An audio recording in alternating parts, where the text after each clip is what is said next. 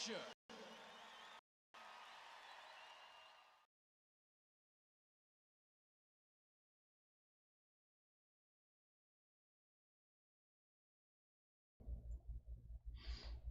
I swallowed my horn. I'm sorry, I swallowed my horn. I was hungry. That's why I'm 20 minutes late. Sorry for being tardy, everyone. I apologize. We had some gremlins again, but welcome to the Hang Tuesday night. Here we are again. Season 2, Episode 9. Welcome, everyone. Thanks for your patience. We had a couple things going on, but we got them ironed out. You know, it's never... it's never easy, you know what I mean? But we love doing it, and let's say hello to my friend who actually just beat the gremlin senseless in Chicago land over there. Say hello to Stephen Wright. Hey guys, how are you? Where's your beating stick? It's gonna need to be replaced after today. Yeah, I'm gonna need a bigger stick, huh? Yep. Yeah, I don't know what's going on with the internet's land today, but... Well, here's the problem. You want to hear the problem? Here's the technical problem. You know, I'm very versed, and the gentleman that's coming on tonight, too, he's very versed in computers. But you guys, you know, everybody, even including Dave, they got to learn from me, because I got the tech thing totally figured out. When the gremlins come out and you have problems, this is what you do. Just sit there and make your chair You squeak. gotta oil your chair, man. That's what the problem is. You just got to put some oil in that chair. Very technical. Exactly. I'm horrible. Oh, man. So anyway, welcome. Thanks for hanging out with us. And Steven, thanks for dealing with it. We're sorry we're late, but tonight's going to be a very special night. I say it every week, but I mean it. It's, you know, we're still here. I can't believe it. This is our 19th show. And I say it every week that it's special, but, you know, it's amazing. I didn't think we'd be here this long. Did you, Stephen? Nope. We've said it before, and we always say we were going to do 1 or 2 episodes, and then we started getting text messages saying, you know, what's on for week 3, and then what's on for week 4, and how come we haven't seen the teaser video yet? And so we're still here.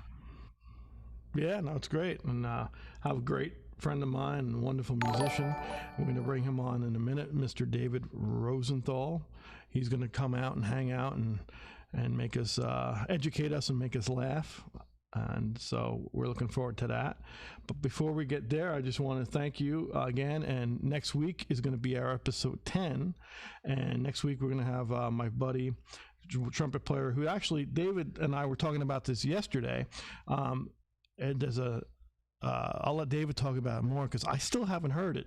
Steven, have you heard this thing, the soundtrack from The Incredibles? Have you checked this out? Yeah, it's really, really cool. I gotta check it out. First one too. Both of them actually were really, really good. I'm horrible, man. I don't check any movies out. I gotta check some movies out. David actually, well, it's funny because David left me a message a few weeks ago saying, "Man, you gotta check the soundtrack out of The Incredibles," and you know. I'm so behind the times, but the gentleman who was actually on Maynard Ferguson's band, I actually got to play a record with him, Maynard record, called The Brass Attitudes. Wonderful lead trumpet player from Hollywood, California, the wonderful Wayne Bergeron. So he's going to be our next guest next week. But it's funny how everything's 6 degrees of separation. David was talking about the soundtrack, and Wayne's going to be on next week. And then we're going to take a little hiatus. It'll still be Tuesday night hangs, but we'll do like we did last. Because it was a month ago, Stephen. I guess we took 2 weeks off. Yeah, it's been almost 2 months, a little over 2 months actually. Yeah. Yeah. So, you know, we have some things planned for that. We'll probably do a best of thing, and maybe that's what we did last time. We did 2 best of series, correct? Yeah. Kind of like the highlights from the season. Yeah, I usually split it like the first half of the season into one episode and the second half into the second one. Yeah, because we got some fishing we got to do, man. Because I know Steven's a big fisherman. I mean, look, I could tell, you know. Does sushi count? Yeah, there's my fish. Yeah. Oh, man. So, cool. So, yeah, we're going to do that. We'll have Wayne on, and that's going to be exciting. And we'll take a little 2-week hiatus and come back. If you want us to come on season 3, tell us, and if you don't want us to come, we won't come. I mean, I have to say, I look forward to, I don't know how you feel about it, Steven, especially with you gremlins and the gremlin stick, but I look forward. Dave and I were talking about this again yesterday. It's like, this is something I look forward to, man. It's I learn, not only do I learn about the person that's on, I just, it's kind of a cool thing. I get to hang out with you guys, and that's what I'm missing mostly, is to hang. So we appreciate everybody coming and hanging. Yeah, it's kind of cool because it's not like it was when you would go out and play a small club, and you'd have the people just in that one area be able to come out and see you and things like that. And now, like, for example, in the chat, we've got people joining in from Brazil, from Philly, from from Puerto Rico, from New York, from all over the place. So it's all right. It's I don't think we had Brazil before. Oh, great! Yeah. I love Brazil. Mm-hmm. Yeah, man. Yeah, I'm trying to think. Cool I only went to Brazil once. I was with Diana Ross, Miss Diana Ross, and we went to Sao Paulo. We went to Ipanema. Went to the beach on Ipanema, which is crazy. It was cool. Did you meet a girl there? I kept on hearing the song. What's that? Yeah, I said, did you see the girl? Yeah, I was looking. Was she there? I was looking, but no, it was crazy, man. It was beautiful, beautiful people, man. Beautiful people, beautiful country. But it's cool. It's good. It's great that we're getting out of the tri-state area and getting out of the United States and branching out. I think we had Australia here last week too. Yeah. He was saying. Cool. A bunch from Australia that came in. Okay, so since we're talking about geographic things, let's just jump on that really quick. We'll go to South Jersey, or actually Central Jersey. We'll talk a little bit about this gentleman from Central Jersey. He's originally a Jersey native. And I have the pleasure of playing with him for my whole duration that I've been on the wonderful Billy Joel organization and his band and his crew. And this gentleman is our music director and keyboardist. Man, he's a good cat. He's a really good cat. Few musicians actually have achieved what David has achieved. He's a music director, keyboard player, synthesizer, programmer, producer, orchestrator, touring professional. He does it all, man. He went to a wonderful, wonderful school in Boston, the prestigious Berklee College of Music. And his talents have always been in demand for skilled musical precision and, his technical expertise. He's just, his creativity and everything is just great, man. And he has a beautiful thing. He really uses it, and he's very humble about it. He's got perfect pitch, and that's a really great gift he uses, man. And he's very humble about it, but it pisses me off, excuse my language, because he knows what notes that I'm supposed to be playing. So, that's just touching a little bit of Mr. Rosenthal. His first instrument obviously is piano, but we're going to learn a lot about David tonight. He actually started out, he plays some guitar, man. And what I really loved about David, he told me right from the beginning that he played God's instrument. He played trumpet in high school. So he's got to be a member of the Hang. He played trumpet in high school. So for all the, that's a good shot. For all the band geeks, man, he did guitar, piano, synth, trumpet, man. So, when he went to Berklee in Boston, he used to hang and play with another wonderful musician that has come full circle, the wonderful, great guitar player, Steve Vai. So that was in his Berklee days.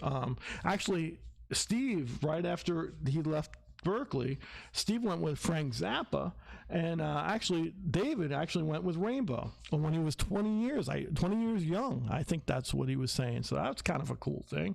David's worked with the who's who of rock and roll and every type of music.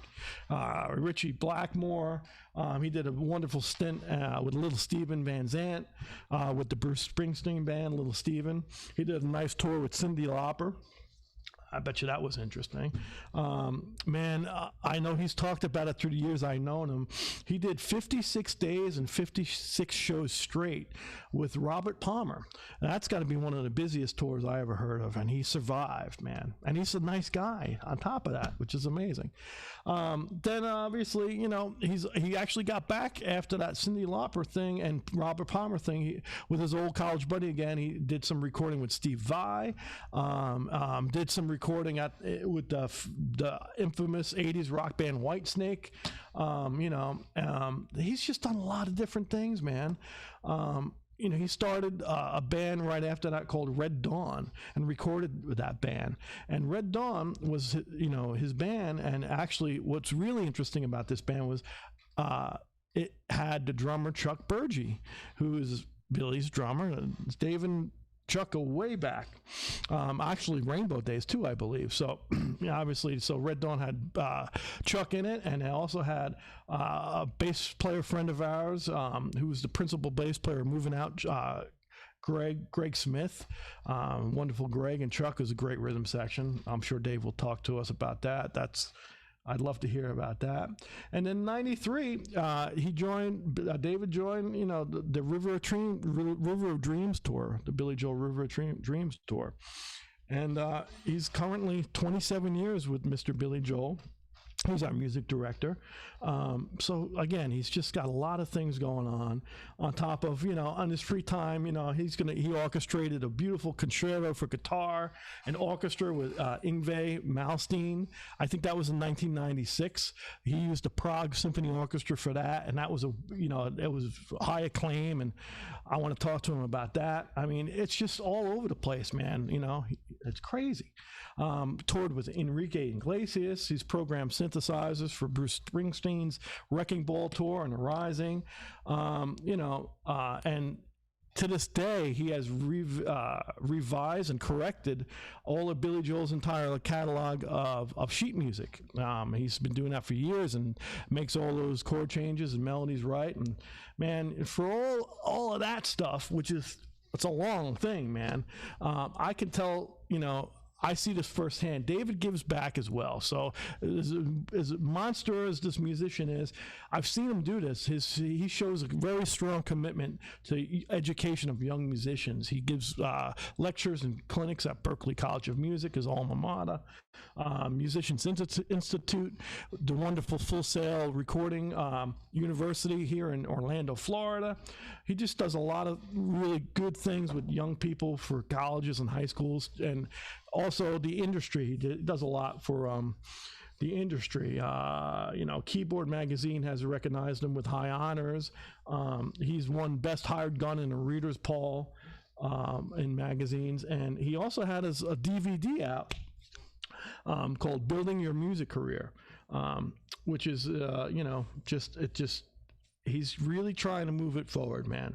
So enough about me rambling. I just want to say it's an honor to have my friend. Please welcome, ladies and gentlemen, the great Mr. David Rosenthal. Hey, Carl. Wow. That was quite an intro, man. I'm exhausted listening to all that stuff. And man, you got, you know, thank you, man. But, you know, if you only did one gig, it would be easy. But you did so many things, man. It's, you know. Yeah. I love a long week last week, you know. Yeah, what'd you do the week before? How you making out? Where in Jersey? Are you in South Jersey or Central Jersey? Well, it's kind of right in between. Yeah, sort of near Princeton. And okay. Yeah, you know, it's been a crazy time we're all living through, and but you know, we like everybody, just trying to make the best of it. And get through this so that we can hopefully get back to playing live as soon as it's safe to do so. Yes, sir. Yes, sir, man. I definitely miss hanging with you. And yeah, you too. It's good to see you, man. I know. We got to hang a little yesterday, and you know, Steven is the smart one. Well, you're smart too. I play trumpet. My trumpet's easy. It's got 3 valves, you know. How, you know, 1 out of 2, you're going to win something.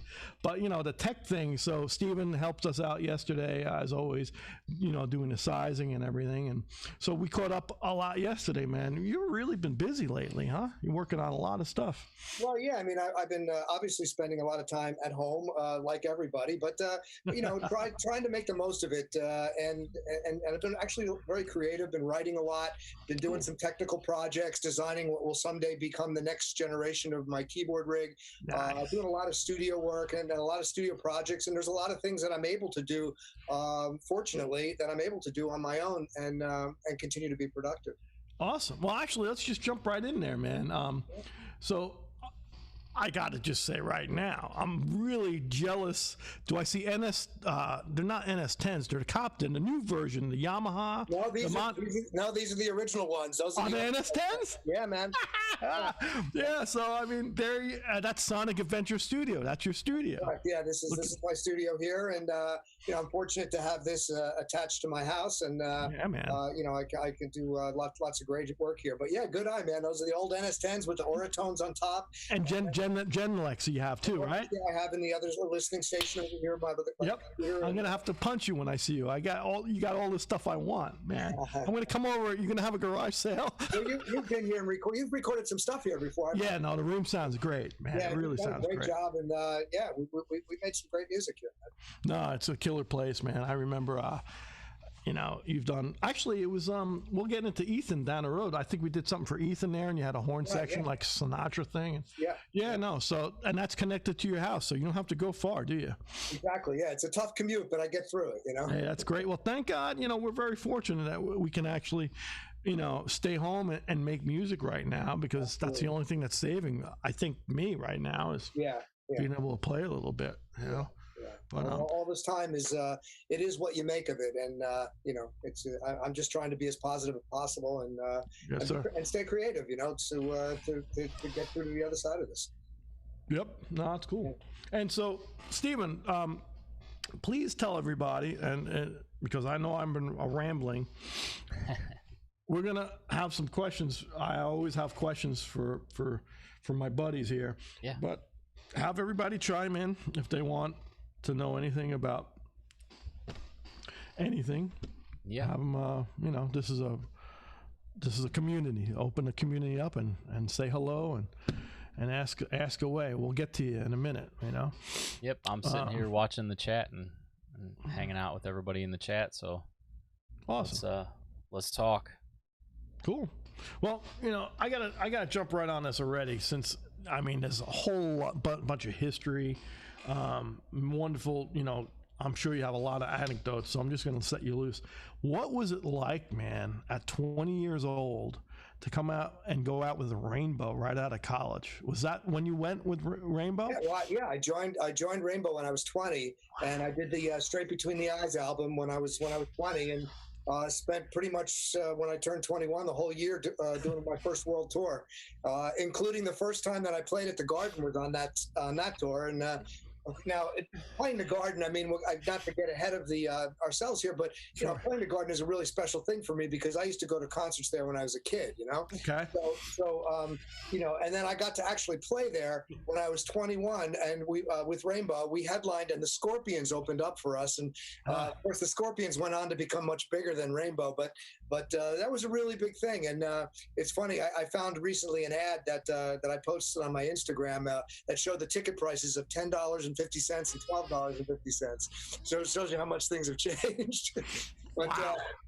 But I have great memories of that, and who would have known all these years later to have played well over 100 times, most of them obviously with Billy and with you there, and it's just been a surreal experience. So many musicians are grateful, as I was, to even get a chance to play there once, and I never take anything for granted, and I always really appreciate how lucky we all are to keep doing this, and how amazing it is that Billy keeps selling the place out over and over and over again. It's really just been incredible. We always look at each other. It's funny, because you and I, we kind of always have our thing, especially before just before you walk into your side of the stage, you usually come over and you say, have a good show, and we have our thing. And it's like, and a lot of times we'll look at each other, we're doing this again? It's like, wow, it's crazy, man. What are you, 108, did you say? Something like that, yeah, I think. Total performances at the Garden, That's killer. Was when you did, so that was when you were 20, 21 with Rainbow, was Chuck on that at the same time, or was he joined later? Actually, he was later. Okay, I'm sorry.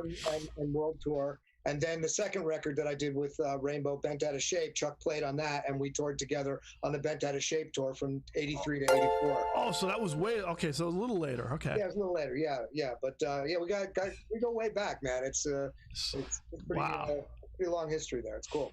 Yeah, and a lot of people, especially when we're in Europe, I gotta say, we'll get off like I remember we took the bullet train in Japan. Yeah. And they weren't there. I gotta tell everybody, man, they were not there to see Billy Joel's band or Billy Joel. Got off the platform, and people there were there to see David and Chuck with their Rainbow records. I mean, and it was great, man, because you had the long hair. Chuck had the long hair, and I always said this, even being a jazz guy myself, we go to Japan, I go there with Maynard Ferguson. They knew what records I played on. They were so into anything American music, man. It was like, wow, it's just great. Yeah. It's really a lot of fun playing there, as you know. Yeah. Well, plus you like sushi. I know you like sushi. I love sushi. I could live on it. Yeah, absolutely. Oh, man. And I saw Maynard play many times when I was young, because I've always been a fan of his music. Unfortunately, I never got to see him when you were with him, but I have the greatest respect for that gig that you had there, man. What a great gig, and nobody more deserving of it than you. And thanks, Dave. It's really, really cool that we all kind of ended up gravitating together and found ourselves here. It's very cool. Well, I appreciate you saying that, because also the type of person you are. Like, you hang. What I love is like for the first year I knew you, it was like in moving out, and I don't want to get ahead of myself either, because that's down the road. But when I was first year on a band, on Billy's band with you kept on having these trumpet guys hanging out with you. It was Philip Petechia. I can't remember the other gentleman. I always talked about Al Chez, because you guys went to high school together. High school, yeah. And so it was like you had like trumpet hanging. I'm like, man, Dave's a piano player, and that's when I found out. You said, yeah, I play trumpet. Yeah. Well, I couldn't. I don't. First, let's just set this straight. I play like you, but I wanted to be in marching band in high school, and I figured I'd take up trumpet. I played just third chair. It was no big deal. I just wanted to kind of participate in it, because marching with a piano was a little bit tricky. It's kind of hard, yeah. It really hurts your back. Yeah, I know. Yeah.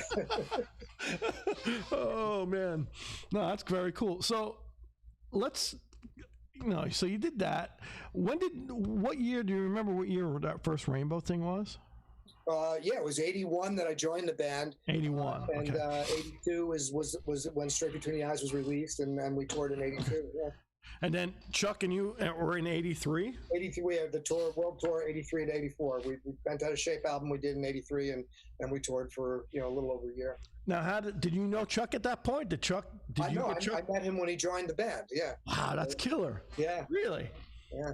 And we had this one tour. It was, he played on the record. He was brought in. One of the drummers that we had brought in didn't work out to replace the previous drummer, Bobby Rondinelli, and then we had a guy for a little bit. It didn't work out, and Chuck kind of came in to save the day, and sort of being like a session player and he saved the whole thing and did a fantastic job playing on that album. And then later, did the tour and became part of the band. But when we really got a chance to hang, one of our tours in England was sponsored by BMW, and instead of having like a tour bus, we each got we got a BMW to two guys, and it was like we could go wherever we wanted, and just see you at the gig, just make sure you're there and early. Sure. And so Chuck and I shared a car, and we drove all over England, Scotland, Wales. We went everywhere, and so that's when we really got to know each other. And we were hanging this. That was probably, I think, '83. Yeah.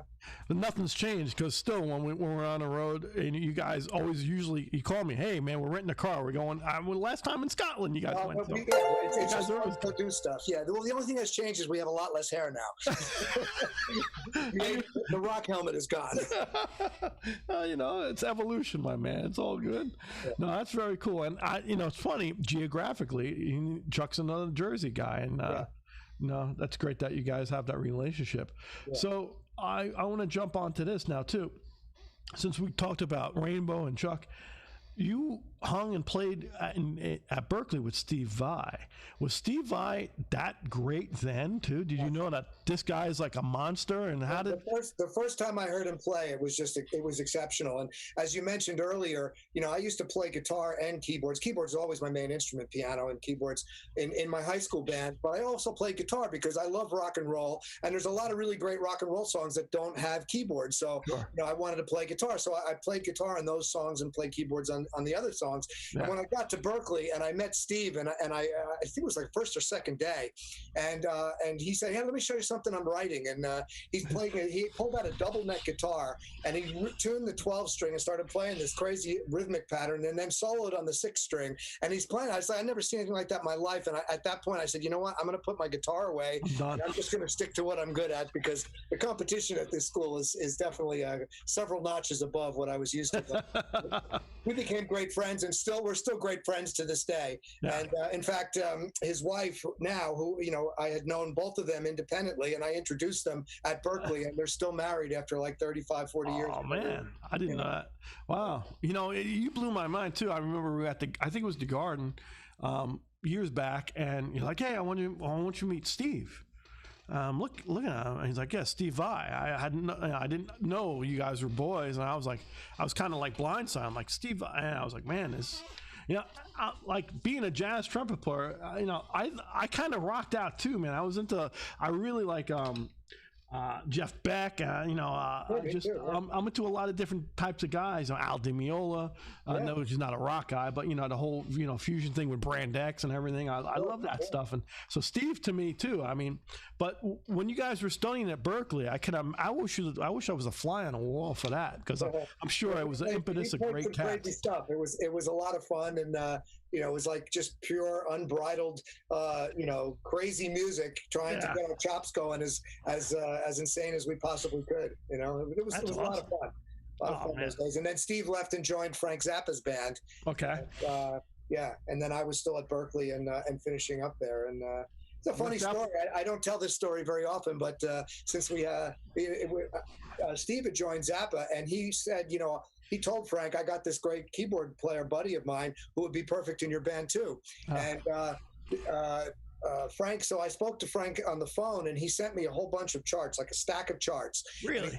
And he said, "Just learn these and play them, record them on anything." All we had was like these little cassette players back then, Yeah, and he said, "Just record it. I don't care the quality. I just want to hear you play it. And if you do a good job, I'll fly you out to audition." And I said, "Okay, cool." So just by a really freak accident, right after that, I was doing a gig with my band, Masterpiece, we were called. We were like a rock and roll cover band, and we were playing this club in Boston that's long gone. It was called Bunratty's, I think. And we had to move our own gear in those days. So we were unloading, and as we were loading up the van, and the van was moving a little bit, my arm got caught in between the door of the club and the door of the van, and it was moving slowly, and it actually crushed all the tendons in my right arm, and I couldn't move my fingers at all. And I thought my career was over really before I even started. Yeah. So, long story short, it ended up coming back, although it took 6 months, and all of my dexterity came back. I was very, very fortunate, but nonetheless, I had to call Frank up, and he said, "Look, good luck, man. I wish you the best, but I can't wait." And I said, "Of course I understand." Wow. But one thing led to another, and then Rainbow ended up being my first gig, which was probably a better first gig for me anyway. So it all sort of worked out. But during that 6 months that I couldn't play at all with my right hand, that's when I really, really worked hard on my left hand to really bring up my dexterity and really work hard to sort of make my hands equal. Well, not totally equal, but as equal as possible. Yeah. One of the things that's interesting when you play piano, really with a right hand and a left hand, and they each have sort of their function. But when you play keyboards, you really can play with two hands. And so I really wanted to work hard to bring my playing, my dexterity and ability with each hand to be able to do the same types of things with either hand, so I could play multiple parts at the same time on keyboard and not be limited by that. So I started working on that whole concept really, really hard all the way back then. Wow, man. Which would you still implement? Because I see at rehearsals, we don't rehearse anymore, but even at sound checks, I've caught you, and we've talked about, how you jump around from different parts, and you might have the brass up here, and you might be playing a B3 patch in your left, and layman's terms is my layman terms for you is like the octopus, man. You got a whole bunch of things going on, and they're independent of each other, and that's the quintessential thing I'm going to say for the young people, and I'm sure you say this in your clinics, is you turn a negative into a positive by, okay, my hand's messed up, I'm going to work on this now and get this together. Yeah. I mean, that's perseverance, man. So that's that's a great story. I didn't know that. Yeah, when life gives you lemons, make lemonade. It sounds corny, but it's kind of what it's. You got to play the hand you're dealt and make the best of whatever situation you have. Yeah, or the hand that's smashed. better said, yes. Yeah. Oh man. So before we go further, Stephen, is anybody on, or did everybody leave? I have this tendency to make everybody mad and get off their feet. Yeah, they're all they leave. Yeah, they're all gone. See, Stephen left. Yep, they're all gone. Nah, we got a good hang group tonight. We got Japan has joined us. Let's say hello to some people. Anybody in around? I'm not even going to try to pronounce things. I'm listening now. I'm not even going to try to pronounce that name because it's written in symbol, but but hey to Japan. You got Chris hanging out with us, Larry, Georgia, Missouri, home from the hospital hanging out with us. Glad you're feeling better. Yeah, Lee's hanging out with us. James Skitka, that's one of the regular crowd, I like to call them. Noah's here, hanging. Got Stacy Gilson, Nicholas, got a bunch of people. All right. Great. Well, hi to everybody. Yeah, questions have started coming in, so we can kind of jump around to some of those when we have time, and cool. We'll go from there. Yeah, well, shout out to Mr. George, and we're glad you're feeling better. And we missed you we almost didn't go on last week because you weren't on a feed, George. So yeah, we were gonna boycott. Yeah, we were gonna, but we're glad you're back, and thanks for hanging. So onward and upward here. I got to ask you this question. I've always wanted to ask you this because I see it in rehearsals. I am jumping around, but it's been bugging me, David. Oh, good. We're just hanging. Cool. When we do rehearse with Billy or at sound check, well, I don't want to jump too ahead. As a pianist, playing in a piano band and a synth, because a lot of the stuff you're playing, the synth parts and the old Moog stuff and analog. Excuse me. Bless you. Thank you. Excuse me. What was it like, man, to be playing the same instrument with Billy Joel back in the day, and when you joined the band? How was that? Well, it's sort of the same instrument, but it's really kind of not, So yes, we're both piano players, but he's great at what he does, and my job is to enhance that, and so I play. I add the string parts, as you know, brass parts. I double with you guys sometimes. I play organ, all the synth lines. There's tons of stuff going on in these tracks, so I'm adding a lot of different parts that support his piano playing, and so it's really, there's no sort of competition or anything like that. No. But just but as a piano player, I mean, correct me if I'm wrong. Well, on a lot of those recordings that he did, the quintessential recordings, he was playing a B3 on that. And he was overdubbing, and so I mean, and your B3 skills are mad, man. And I love the way you have your Leslie cabinet. We got to talk. I mean, your whole gear thing is crazy, man. I'm a big Leslie freak, but man, your whole thing is, and so I just, like, for me, when I joined Maynard's band, I can't do what Maynard does, and my job was not to do what Maynard does. I was to play parts, and when I got to solo, it was totally opposite. Tried to play opposite. Right. So, but I knew still in the back of my mind, for me, it was not a competition, but it was like I kind of had to look around, like, man, this is it was very unnerving for me, is what I'm saying. Yeah. Man, you have more confidence than I do on that. Well, I love playing the songs. I mean, it sounds corny, but it's true. Billy's music is great. It's a lot of fun to play, and I never get tired of it. It never gets old. It's just so energetic and so it's just a lot of fun to play. So even if my parts are supportive, it's still fun. It's great. And playing with all you guys, I mean, the musicianship in this band is just on 10 all the time. And the adrenaline up when we're up there. You feel it. It's awesome, man. It's really a lot of fun. No, it's and you know, like you said too, it's a team sport. You know, it really is. I mean, we're there for Billy, and you know, and it's amazing is Billy looks at you a lot. I see this, you know, from the other side of the stage, and like sometimes you'll do an inflection or something like that. And he's like, you know, he's very proud, man. It's cool to see him, especially, it's, you know, it's the kinship I see between you and him. Where I would see Maynard with other horn players in the band, he'd be like, oh yeah, check that out. It's very cool. Especially when you do the classical thing at soundcheck. Sometimes, you know, he'll play a sonata and then you'll like answer him. It's hysterical, man. That's the stuff I love. Yeah, we have a great relationship, and you know, it's really fun working with him, and we have a great musical rapport, and it's all good. Yeah. No, you can hear it in the music. Cool. So, you know, since we're talking about that, I remember I joined the band. There was a Christmas party at his house, and you know, I remember he had it was the pool room back in, right? And so he had the Steinway, he had the B3, and you guys were going at it, man. It was like, again, it's the same thing. It was like, not competitive. It was just like this. I remember I was only in the band. I think I just joined the band. It was probably my first year. And you guys were just playing off each other. It was very, very cool. And that's why I think a lot of people don't get to see is the camaraderie you guys have playing the same instrument and the same ideas almost. It's very we have a lot of the same influences. For, you know, both of us love classical music, and we have that in common. Of course, rock and roll running through our veins, and pop music, and all of it. I mean, it's we have a great musical rapport, and I'm really happy to have something like that. It's I wish I had that. I wish that was on video, man. That was special for me seeing that.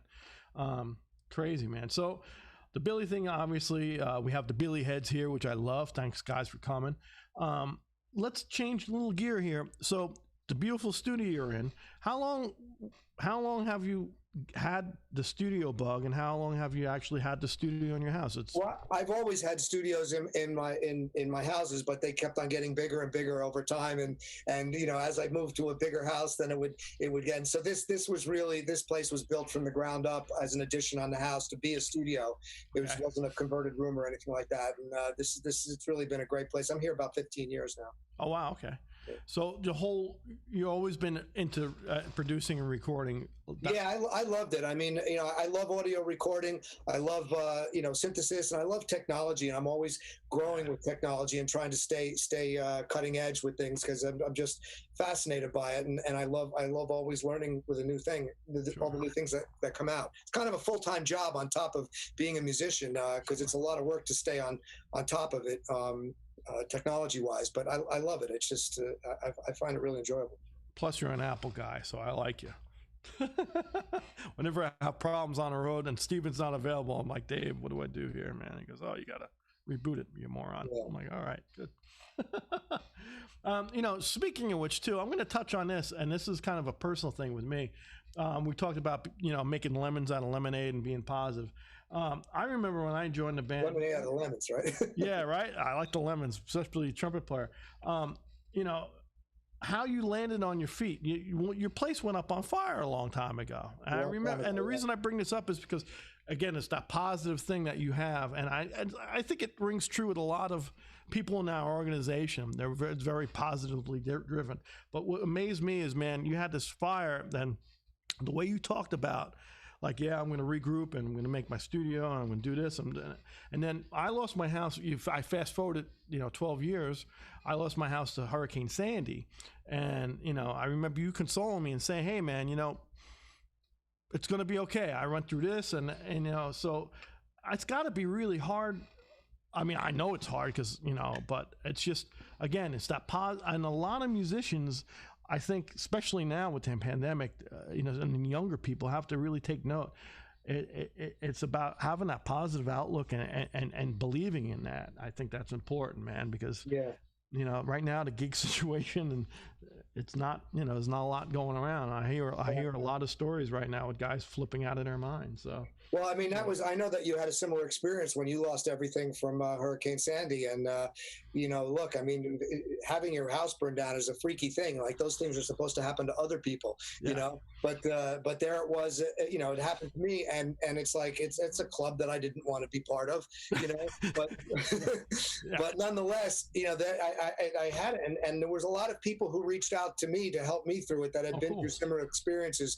And I'll never forget that, because when you're in the middle of that and it's hard to see that life will someday return to normal. Sure. And it does. So I as soon as I saw what you were going through, anything I could do to help and share some of my experiences with that, because all the stuff that you lose, it's just stuff, and really almost everything really is replaceable.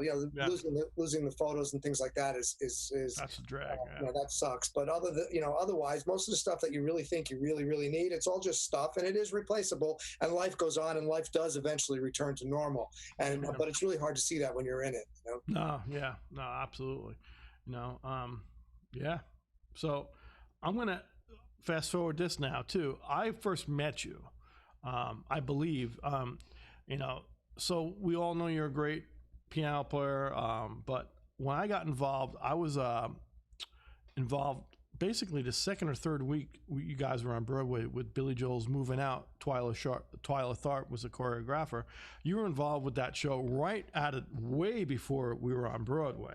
So with arranging and synth programming and everything. So how did that come about, your involvement with Moving Out? Because that's when I first met you. I had the pleasure of meeting you, and I think that's a kind of a cool situation. Sure. Well, I mean, it was really, I was on the creative team, as was Tommy, and we both worked together on it really, really hard, and helped bring the whole thing to fruition. So but yeah, I was involved right from Jump Street, and obviously being very, very intimately familiar with Billy's music and a lot of the subtleties in his voicings and the chords and those types of things. And it was a fun project to help bring it to fruition. I was associate music supervisor along with Stuart Molina, and it was just a great project. And they had asked me to be part of the band, but I declined to do that because I kind of preferred to just sort of be on the creative team and write the synth book, do the synth programming, and that type of stuff. And I remember you would come in and check up. I'd be like, they would be,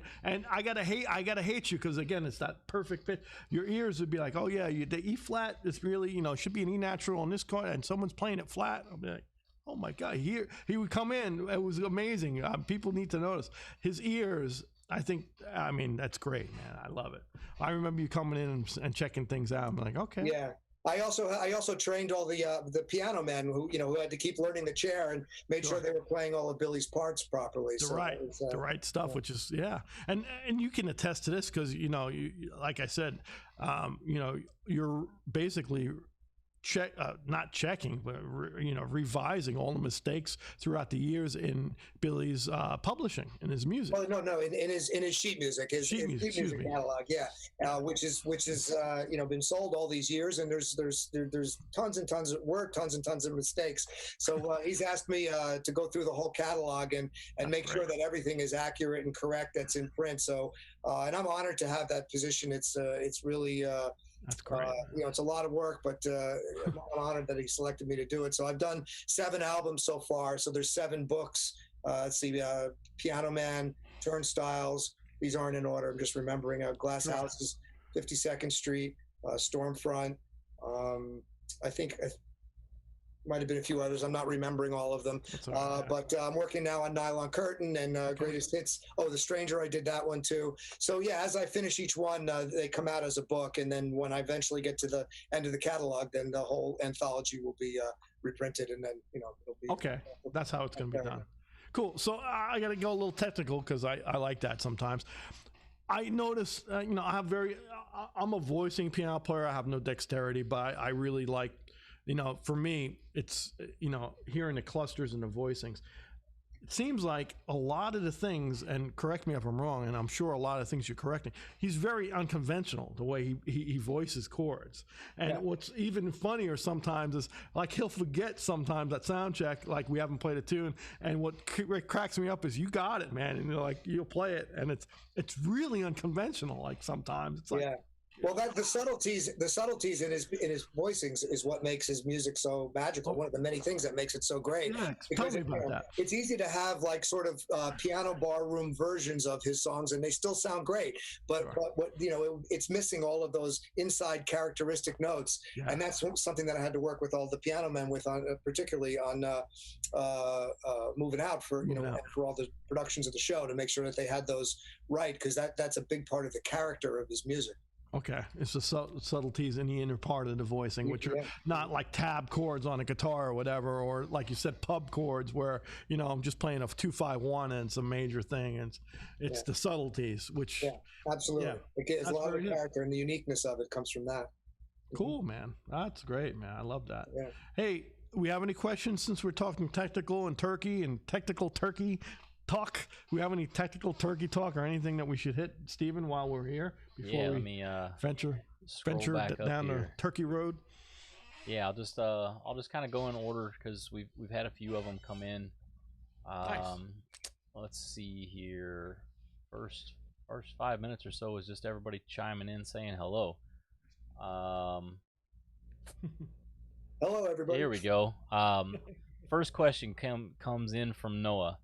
Said, my father and I have always loved you and Billy, but my dad really loved you with Rainbow. Do you have any fond memories you could share from those days? Well, I mean, I have a lot of fond memories because it was my first really big gig and first time I got to play in arenas. So everything was new and everything was exciting. Not that it's any less exciting today, but after all these years of doing it, but it was the first time. So, everything was... it was new. So it was really cool. And I was very, very fortunate and conscious of how fortunate I was at that young age to have an opportunity like that. So yeah, it was a whole lot of fun though. It was a great band to be part of. And I have a lot of fun memories. Very cool. Awesome. Tom Davis asks if you could describe your duties as a music director. Sure. Well, there's a lot of things for that. I mean, basically, I'm running sound checks. I'm running the band, making sure everybody knows what songs are going to be coming up at the next gigs when we know. Making sure people learn the right parts in advance when we have guest artists, things like that. I interact with Billy a lot, and we work on things, and it's my job to make sure everybody knows what's coming as much as we can, because there is a lot of spontaneity. No, not at all. What are you talking about? There's no spontaneity. No, I got to interrupt. There's a lot of spontaneity. There's tons of spontaneity. You're in the hot seat, my man. I love it. We're always flying by the seat of our pants, and it's fun. Yeah. And we have just to divert for a moment. We have really a unique group of players. Everybody in the band is just phenomenal musicians, but also really good at being in the moment and being spontaneous. And Billy loves that, and he loves to challenge us and keep us on our toes. And it just makes every gig really fun. And because of that, no two shows ever come out the same. So it's really a blast. But I'm very intimately familiar with all. I keep using that word intimate. I don't know why I'm saying that, but it's intimate with the music, not with the people, but with the music. But it's my orange shirt. It's my orange shirt. Come on, you can be intimate with it. Come on. No, obviously, I'm very, very familiar with all the subtleties of Billy's music, and that helps to make sure everybody's got their parts just so. And I work also very closely with Brian Ruggles, our sound man, who does just a phenomenal job. He's been with Billy practically since the very beginning, and we work very closely to make sure that everybody's got their parts just so, because he's out in front. On every show, and there's no hiding between you and Ruggles. There's no hiding, bro. There's no hiding. No, he's got great ears. Between the two of you guys, and Tommy too. I mean, Tommy's got great ears. Everybody, yeah, but it's crazy, man. There's no hiding on this gig. Yeah. I mean, but let's not stop there. I mean, Mark's an incredible musician, so talented. Yeah. Crystal, Mike. Everybody. Andy, Chuck, everybody is in the band is really, really just And not only is everybody a great musician, but everybody knows how to play in a band. And for all of you out there, it's really two different things. You could be a great musician, but playing in a band is its own sort of art. And all of us, and yourself included, Carl, we're all really very comfortable and very familiar with how to play in a band, and that's quite different than just being a good musician. It's a different thing, and so we have a lot of that expertise in this band. It makes it so much fun. No, it's wonderful you say that, because it's you know, you've been with them 27 years. There's been a lot of different versions, I'm sure, and I'm not saying one's better than another. They all have their attributes and everything, and everybody, you know. But what the common thread that I see when I talk to you guys and girls, Crystal, is everybody is, just like you said, is very happy to be in the band atmosphere, to where it's about the one guy. Yeah. You know, well, if Mark gets to shine, yeah. Mark gets to shine, you get to shine, everybody gets to shine. But it's really about that one guy. It's not about 4 or 5 guys. It's about the one guy. And Billy's gracious enough to say, all right, Dave, do this, or, you know, and, you know, everybody gets, but it's the band, which is the really cool part. Yeah. It's always, you get some great moments to sign when you're ripping solos on Zanzibar, and yeah, no, it's really fun. But yeah, we are there as a unit to support him and to lift it up with the adrenaline, and a lot of that comes from the great camaraderie that we all have with each other. That's off stage. That has nothing to do with music. We don't get along so great, and that translates into the show, and I think it comes out in the music.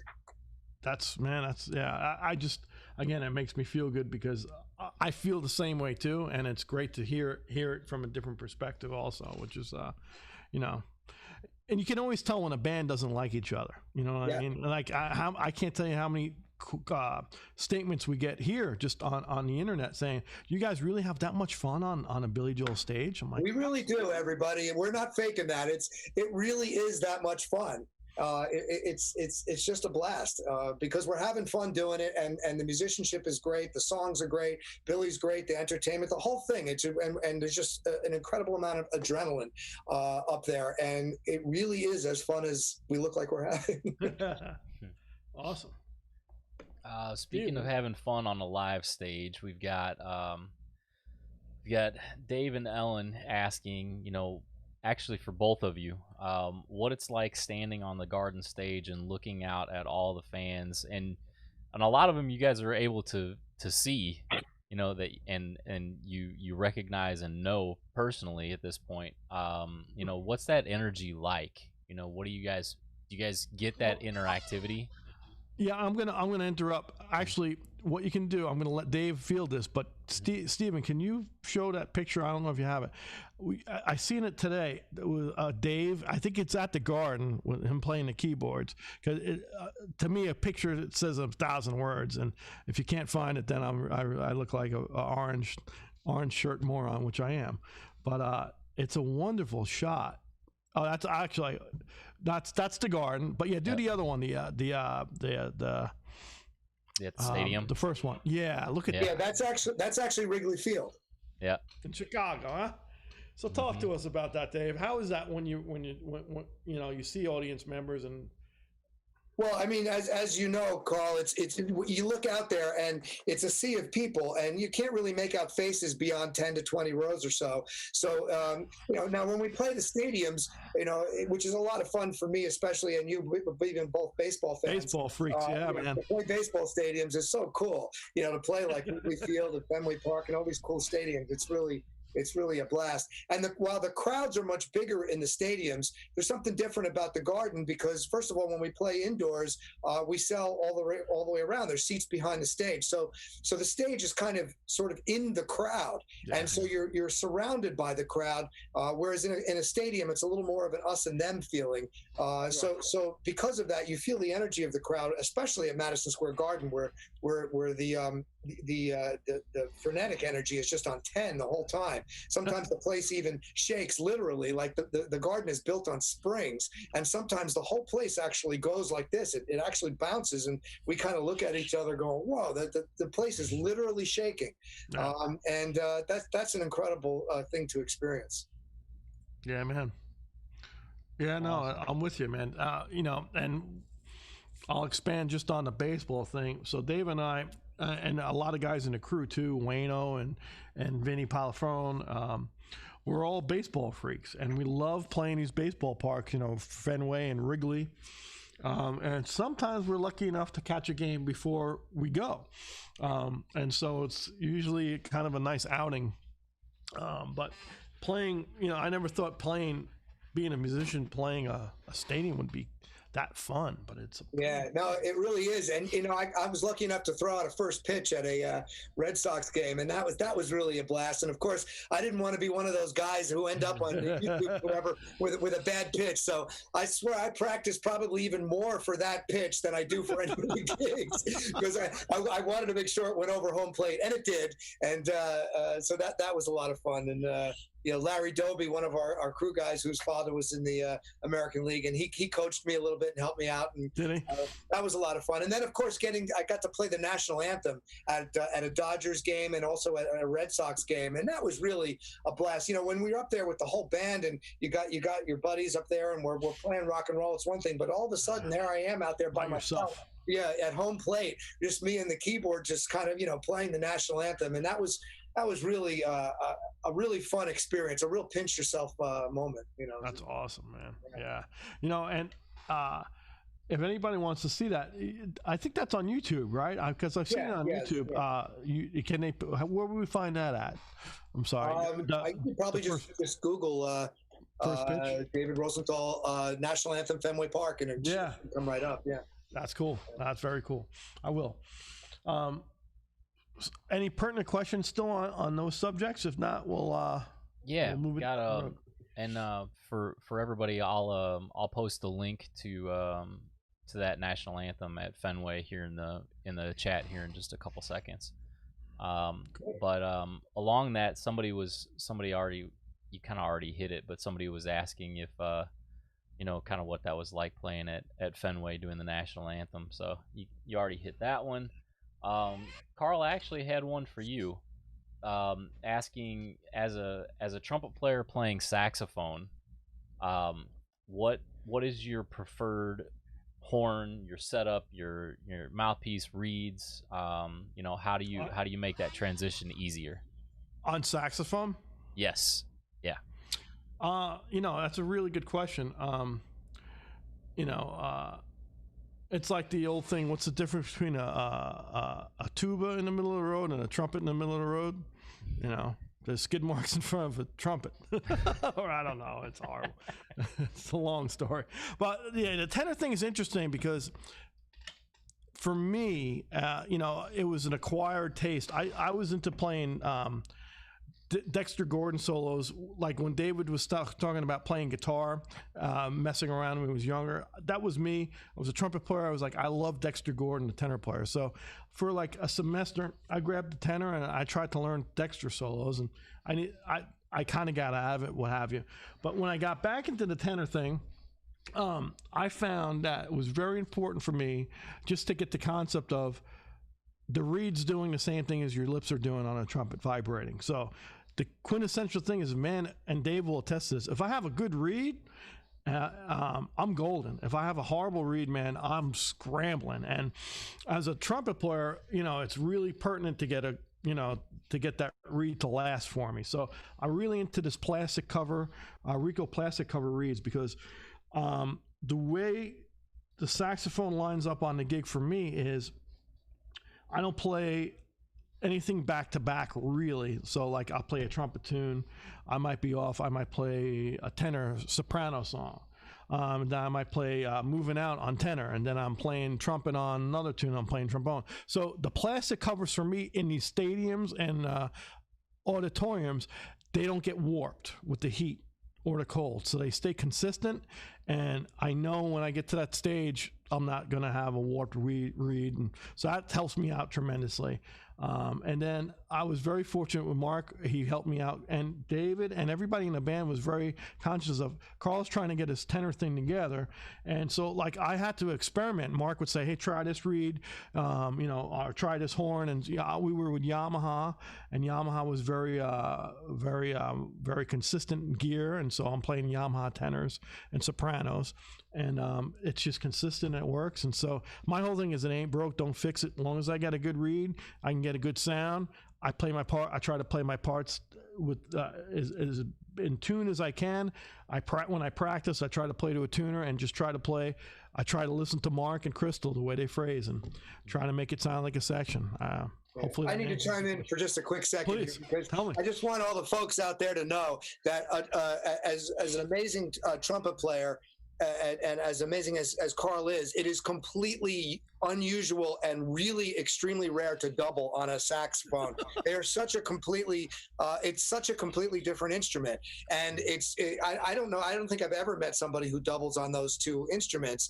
We have many multi-instrumentalists in the band, but that particular double that you do between trumpet and saxophone is so unique, and it's really great that you've adapted and that you're so comfortable on such a completely different instrument. It's kudos to you, my friend. No, I mean, you guys were very supportive, because it was a scary thing. I mean, it started out as a joke, and you know this better. It's like a gentleman was leaving, and you guys were like, if you can play tenor, great. And then you even, I love you, because you poured the salt in my wound. It's like, well, this part maybe could use a French horn. I'm like, oh man, I gotta try to play French horn.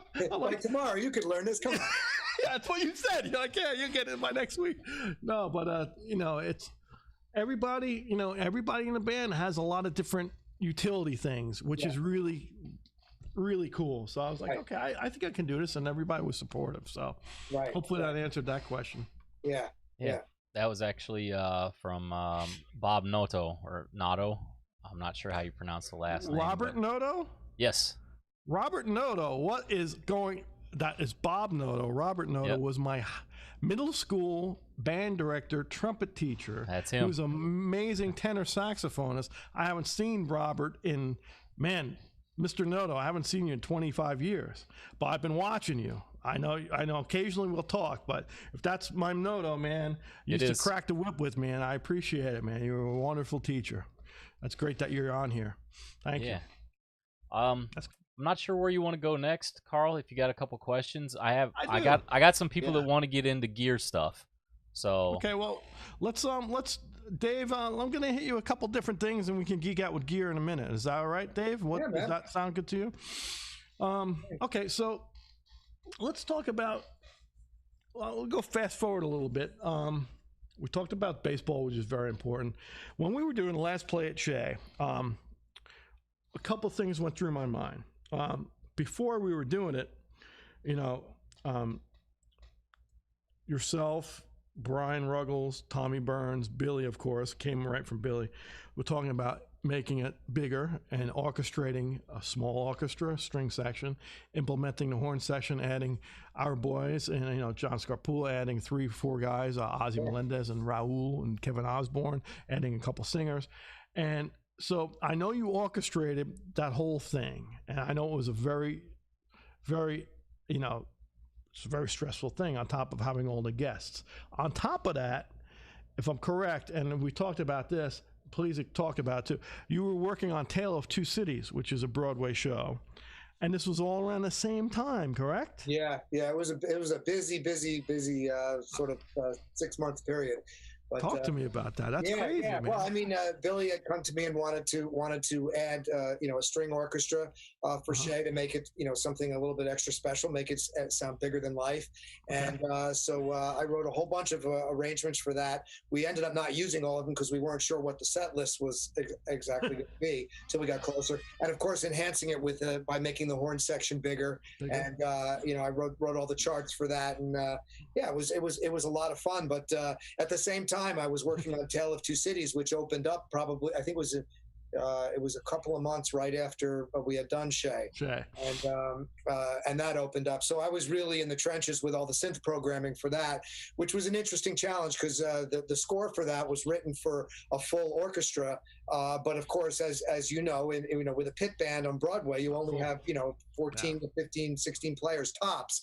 Wow. So we had to be able to condense the score, which was thrown in my lap, to condense the score down to be able to be played by the musicians that we had, along with a few keyboard players. So I programmed all the synths to add the extra strings parts, the brass, and all the missing instruments of the orchestra, and make the whole thing sound like it was a bigger orchestra than it actually was by using additional keyboard players. So yeah, I was doing all that at the same time. I don't think I slept for like 4 or 5 months. Yeah, I mean that's amazing. I mean, just having one of those gigs is a heavy workload. For you to balance both of them was pretty amazing. And that was, it always comes back to a lot of people chime in and say, I remember going to Shea and hearing, Roger Daltrey, or having,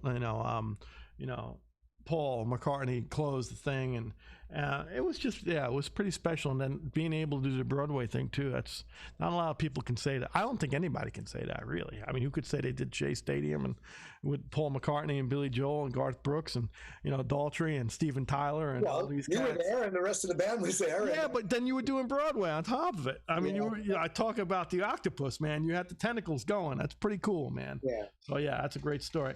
So, we touched on this, and you've been a music director and orchestrator for a lot of different scenarios, different bands. How does being a music director for Billy's band different than a normal MD gig for, let's say, Moving Out? Or how, is there any difference? Is it smoother?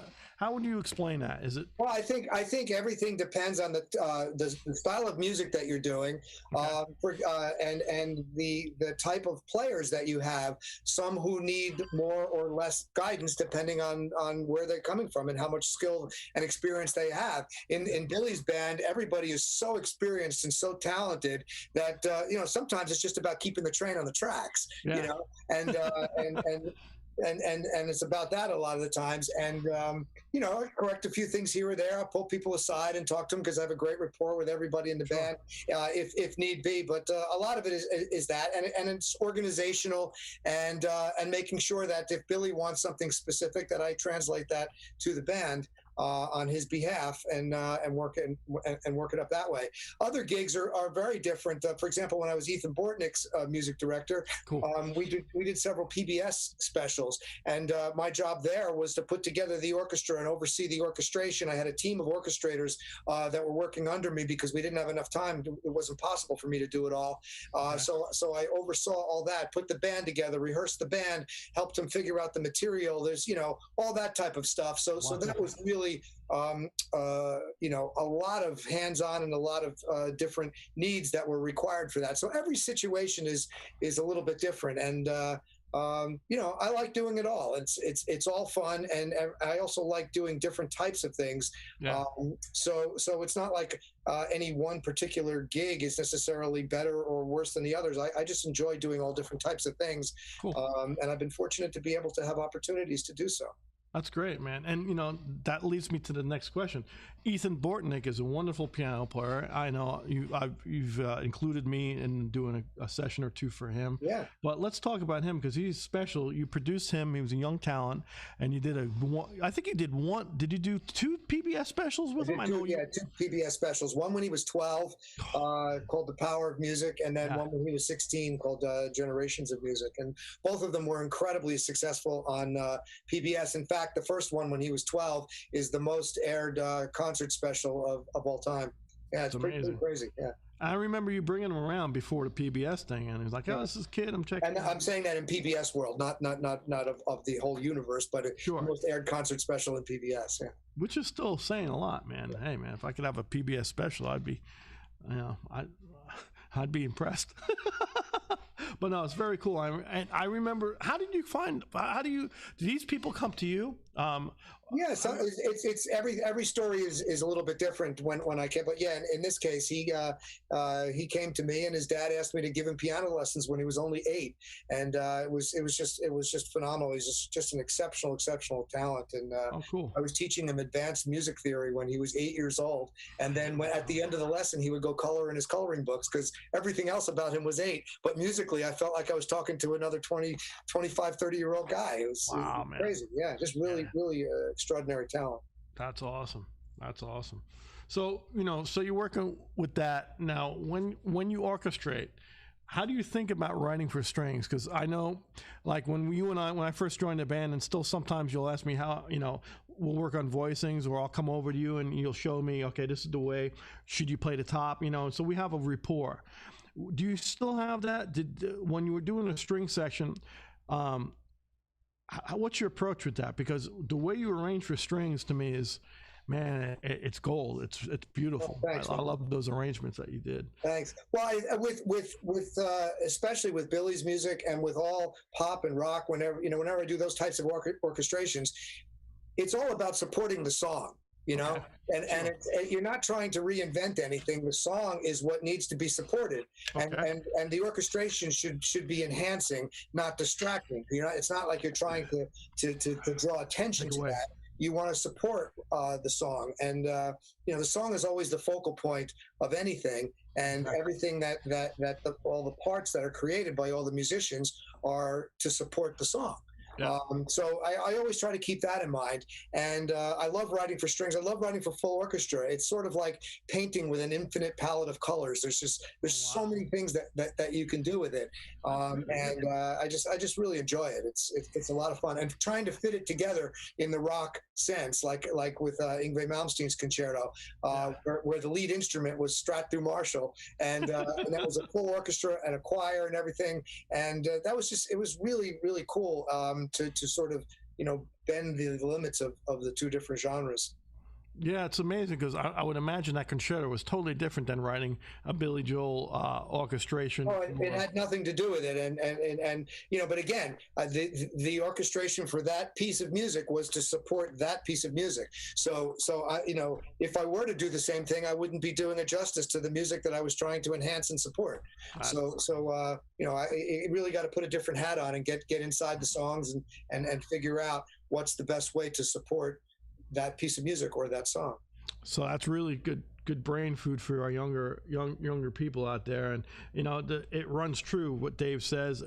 When Andy Sashan, our bass player, was on here, I asked him a similar question about how he approaches bass parts and billing. He goes, I just support the song. I'm not reinventing the wheel. Same thing with Mark Rivera, same thing with Crystal. And that's, it's almost like you have to put your ego in check. Like, because everybody has chops. You got unbelievable chops. You can do whatever you want. It's not what the gig is, That's right. It's about not using them and knowing when to lay back, but to dig into your part, even if your part happens to be really simple, but still dig into it like your life depends on it, and really give everything you have to that, even if it's a simple part.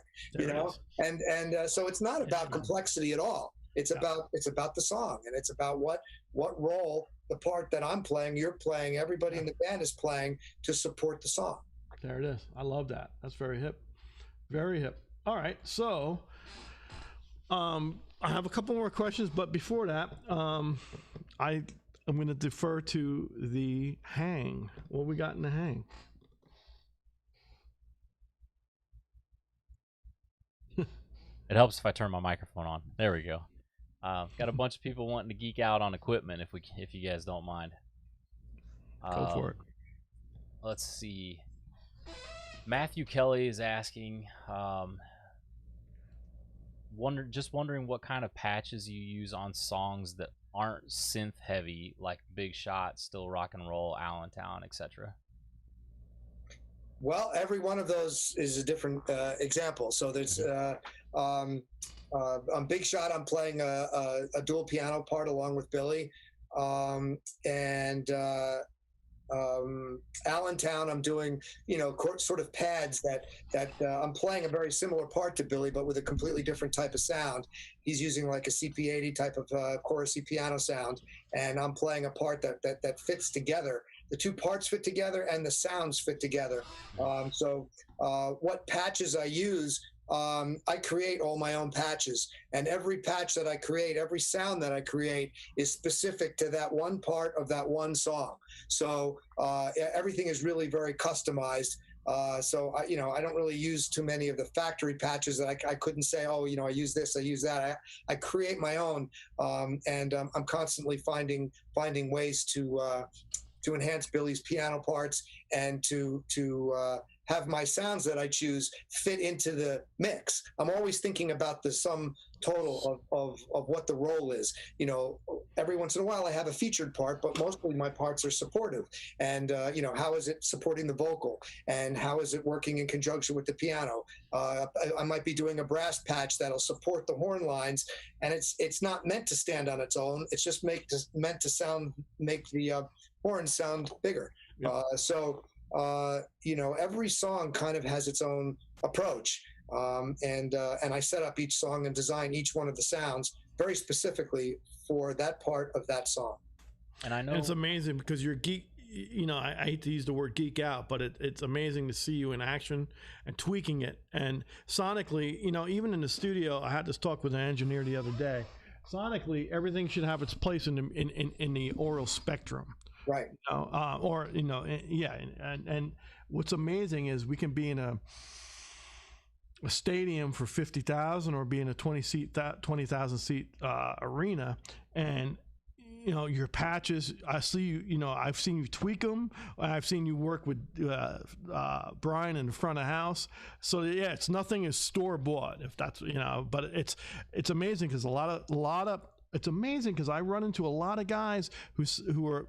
They say they're keyboard players and synth players, but it's all stock. So how did you get into like programming that whole thing? It's got to be a whole left brain, right brain thing, I would imagine, right? Well, I mean, I got into synths really young. I got my first synth when I was like 14, and I was fascinated by it. And then I studied synthesis at Berkeley, and I had this really cool class where we used to have to listen to what the teacher was playing, and then we would have to block diagram the patch without being able to see the control panel. So I had to listen to it and then be able to write out exactly how to create that patch. So it's a skill that I've used throughout my entire life, because when I hear sounds in my head, I know how to get them out of any synthesizer that I'm using.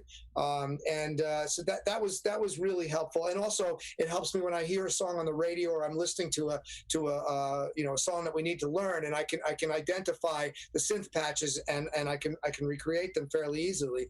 But then you have to make them bigger than life because you're playing in a stadium, and the sounds have to not only sound okay up there, but they got to translate all the way to the last rows. Yeah. So I'm always listening to the sonic spectrum. So I'm listening to, okay, where's Billy's piano in this?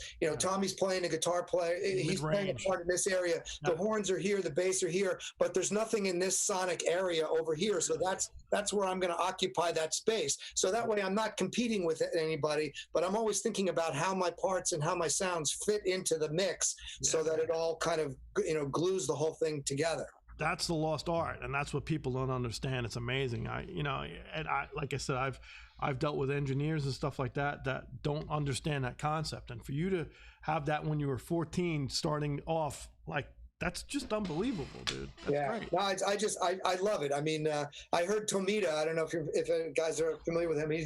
He's a Japanese synthesist, sadly passed away about 5 years ago, but he did all these amazing classical works on all synthesizers. And, I heard his pictures at an exhibition, a Mussorgsky piece, which he did on all, like a Moog modular synth with the patch cables and everything. And that's what I originally learned on. I heard that when I was like 14 years old. And I just my head just spun around on my I couldn't believe it. I was like, that's what I want to do with my life. I was just and I was already playing piano, but I was just so blown away by how much you can do sonically and all these kind of really cool sounds that I just became obsessed with learning how to do that. That's great, man. See, I learned again. I learn every week. I learn something. That's great, man. Thank you. Along those same lines, I know a lot of a lot of main stage is being used. Yeah. What do you miss actually plugging chords and patching and adjusting oscillators and actually looking at the sawtooth bands and things like that on the screen versus using something like main stage? Honestly, I don't miss it because I love the fact that everything is completely recallable now. Everything can be saved, everything can be stored, and while there is a certain unique character to the old synths, and I love them, they have a thing, I'd much rather use things that can be stored and repeated. And now I want a synth, and it lives in a plug-in, it's in software. It's all the same stuff going on, but it lives in software instead of this big hardware. So I can have another one, and it can all be saved. So after I spend all these hours and hours and hours dialing everything in just so it can be recalled every single night, and once I get it tweaked just perfect, it's exactly the same every night. And that's like such an amazing thing to be able to do, which you couldn't in the old days. And certainly I did many world tours before MIDI, before you could save sounds on synths and everything. That was a whole different way of doing things. And I'll take the new way over that any day. I love the vintage stuff, but being able to save all that stuff and recall it instantaneously, and have it be exactly the same every night, it's really, really powerful. Yeah, and a second part to that same question is, how do you handle failover? So if you have main stage running on a laptop, what happens if the laptop goes down or you have a trouble? How do you handle that in the middle of a show? I have a redundant system, so I'm actually running two complete identical keyboard rigs on main stage at the same time. They're both running all the time. So if one of them, computers are computers, sometimes they do screw up. If one of them gets a little bit squirrely or starts feeling a little bit like it might even crash, I switch all of the outputs to the other rig and just keep playing, and then I can restart the A computer while I'm playing on the B one. And many times nobody even knows that I had to deal with that. It doesn't happen very often. That my system is very stable now, but in the early days when I first designed it and first started using it, there were a couple of moments like that. But yeah, the only way to really rely on computers 100% is to have a duplicate system running at the same time, because it can happen. That's great. I got a couple more geeky questions, but I'm gonna take a break from those just for a second, and I got one for both of you here. Carl, as a band leader yourself, and then Dave in your role as music director, Emmanuel is asking, how do you tell people if they're out of tune without hurting their feelings when apparently their ears aren't working very well? Well, first of all, we're all human, okay? And everybody has good days and they have bad days. They have off days. Everybody has moods. Stuff. Excuse me, stuff happens. So the first thing that somebody needs to assess, and Carl, feel free to chime in, is what's going on over there. Is he just distracted for a moment and he's going to come right back, or is there something? Sometimes you just kind of can give a glance and an acknowledgement, and sometimes you need to talk to somebody. But a lot of times they're aware of it and they usually fix it on their own. So a lot of times is knowing when to say something and when not to say something, because you don't want to really get in someone's face if it's not really necessary. Yeah. And it's just not the way to handle things. But we're all grown-ups. We've all been around the block many times, and we've all made mistakes, because we're all human. And anyone who thinks that we do a whole concert with no mistakes, no way. It doesn't happen. We all make mistakes, but it's how we get through it and how we keep going with the show, and how you cover it up and try to hide what you did and get through the next song. And I often use the analogy, even the best pitchers in the world give up home runs. It happens, but you got to still get back and pitch to the next batter. And just the same as if you make a mistake, you got to keep going with the song as though it didn't happen, and just don't lose your focus, and just keep going, and you got to plow through it. And it's all you can do. It's live performance. Yeah. No, and I'll expand on that too, because Dave is 100% right. It's about everybody's a grown up, and if you're going to call somebody out, it's going to have to be for a really good reason. But there might be a glance or talk about something.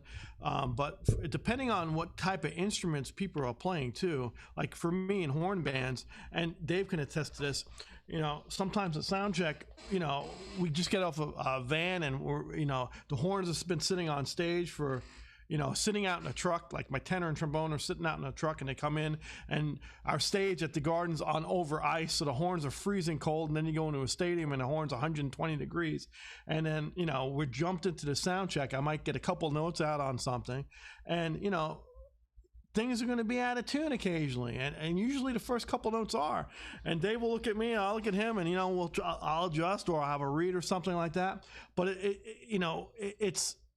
it's unspoken thing to where everybody's going to be a good enough musician, hopefully, that when time comes, it's going to be right. Now, if it's not, that's when I, in my bands, or whoever is, in a section and worried about pitch, has to address it. Like, okay, let's really try to get this together. There's a time and place is very important. And, like David says too, it also has to be very, egoless, so to speak. I guess that's the best word, because it's not digital. It's amazing, because a lot of times, you're playing the A440, but and Dave will attest to this too, especially on Broadway, you're playing with a lot of rock and roll guitar, and the bending of a rock and roll guitar is definitely not, in the classical sense, when you think about pitch, it's usually under or right at 440. Man, rock and roll is usually on top. The guitar is always a little bit sharper, man. So that was a big thing for me, playing with Tommy Burns and Broadway, and playing with rock bands, Blood, Sweat, and Tears, was like, okay, I got to play on top of the pitch if I want to try to blend with the rest of the cats. So pitch is relative, but it's everybody's job. It's not just one job. But as a music director, Dave said it perfectly. Yeah, no, that's an important point. And I just want to take a moment to give a shout out right now, because, we talked about how, I rely on my gear, and you're talking about your horns and everything. We have the most amazing crew. Billy's crew is just absolutely incredible. And they deliver it and make every night, and they make it look easy. The stage goes up, everything comes up, and, and I love when you had Chainsaw and Wayno on your show, the Chain and Wayne, and they're great guys and just so experienced. And they do a fantastic job, as does T.Ë.T.I and Mark Snyder, and my tech Michael Clavana does a fantastic job for me. Boomer runs the whole thing. I mean, everybody, and I'm not meaning to leave anybody out, because there's so many names to mention.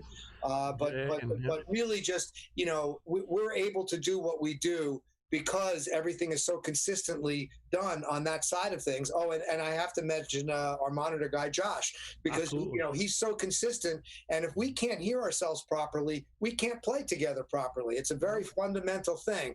And he does a great job. And that's a lot of why we're able to be so consistent from one show to the next, is because we know we have a monitor a guy that we can really rely on. Just so much great talent in Billy's entire organization. And of course, Steve Cohen does an amazing job designing the whole show and the lights and everything. And he and Brian are always out in front at every show. And it's really like a little traveling city that we have, and it's sort of a family too. Like we all, talk about it as our extended family. But everybody is so skilled and experienced at what they do. And they make it look easy, but it's not. Yeah, they have the hard gig, the crew is second to none. Absolutely, they make it. Yeah, it's amazing, David, that you say that, because, again, it's everybody who's a Billy musician. It always comes out. We're as good as the crew is, and the crew is. I love hearing that. It's great. Awesome. True. Very true. Yeah. Cool. What else you got there, Steve-O? Let's see. When talking about Billy's compositions, what do you think? I'm trying to word this in a different way, because I don't know if it'll be clear. But when you're thinking about Billy's compositions, what are a couple like really specific things when you take a look at those compositions that really make them Billy? Well, there's a lot of elements that make them Billy. Obviously, melody. his lyrics and his storytelling. And as we mentioned earlier, the way the chords are structured with the inner voicings and there's nothing that's repetitive. A lot of songwriters might be good, but they sort of repeat themselves quite often. And Billy really pushed himself all throughout his career to do different things in different styles and capture different things in the essence of his songs. So there's really a wide variety of types of songwriting there, all of which is very strong and it adapts really well to other genres. A lot of his music has worked really well in other styles, taking the same melodies and the same chord structures. One of the fun things that I was able to do, Billy asked me to create a classical piece out of The Longest Time, and I made a piano sonata out of it. Everybody knows this as a doo-wop piece, and it works obviously great. Not a piece, but a song. It is a doo-wop song. Works great that way. But when you strip it down to its basic melodies, it's very, very, very classical in its essence, and it actually worked really well as a classical piano sonata. That was a lot of fun to arrange that way, and it gave me a chance to really get inside how classically structured a lot of his music is. Mm-hmm. Yeah.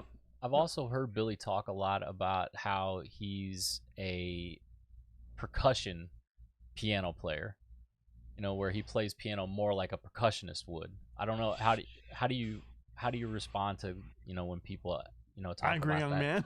Yeah. Yeah, of course. Yeah. Well, I mean, piano is a percussion instrument. It's, people think of it as a keyboard instrument, which it is, but it's percussive in nature. You play that, you press a key and it strikes a string. And so it's really very much percussive, and then the sound slowly decays as it dies away, and that's the essence of what a percussion instrument is. So piano is a percussion instrument, and I think the way that he attacks the piano with such a rock and roll attitude really, really brings that element out in the piano. And so yeah, I think that it is a percussive instrument, and he attacks it that way, but also can play some beautiful melodies and do very many different things. The piano is a very expressive, very versatile instrument. Mm-hmm. Yeah, thanks, Mike, for that question. James is asking, in spite of the cool, modern, tricked-out keyboard synths that you currently use, do you still own and play the old Kurzweil K250 and K2000s? Well, I don't own any of those particular keyboards anymore, but I still have a lot of old synths. But nowadays everything is living in software, and everything is working as plugins and software synthesizers. They're basically synthesizers as they were, but they just live in software instead of inside of a big clunky piece of hardware. And I just love the convenience of that. So that's mostly what I'm using now. And, do they sound as good as the original things? They sound like, 90% as good. But again, as I mentioned earlier, I love the recallability of it, and the fact that you can, keep using more and more of them. And of course, the portability of it, the amount of power that I have an entire keyboard rig on a laptop now. It's just amazing.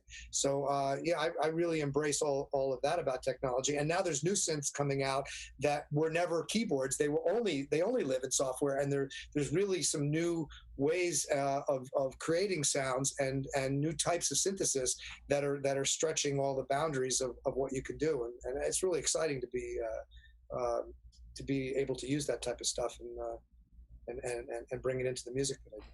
I got to jump in, Dave. So that's really wonderful to hear, but I want to go back to where we were.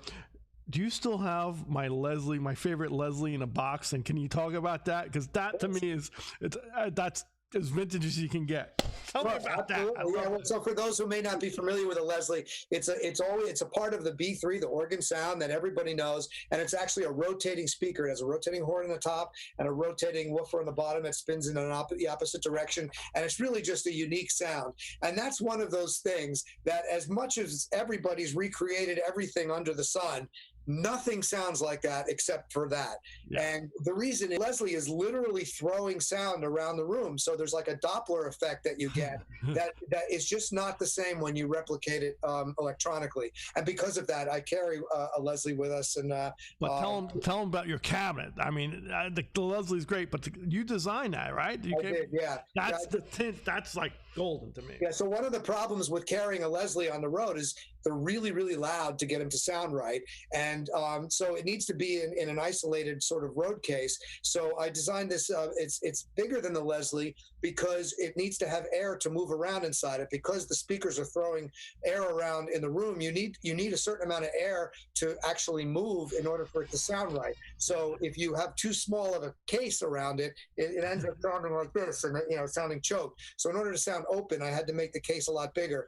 And the microphones are mounted inside the case. I have 2 mics on the top, 2 on the bottom. For you geeks out there, I have 2 57s on the top and 2 421s on the bottom. And they're mounted inside the case. And so the lid doesn't come off. It stays in the case, and you have banana jacks, though. That's what. All the jacks are on the outside. So you plug it in on the outside of the case, you unplug it, and then it just rolls onto the truck and rolls off the truck, and it always sounds, the same way. You only have to go inside the case if something goes wrong with it. But it's really, it's a big part of my sound. And I also purposely keep my organ, the XK5 that I'm using, the Hammond, completely independent from my home MIDI system. So really? If all of my gear blows up, I can always just play organ, and I know that that's going to be independent, and that'll always work. That's very smart, bro. That's that was the first thing I keyed into when I came to rehearsals back in 2005. I remember seeing the Hammond and seeing I was like, where's the Leslie? And then I found the box. I'm like, wow.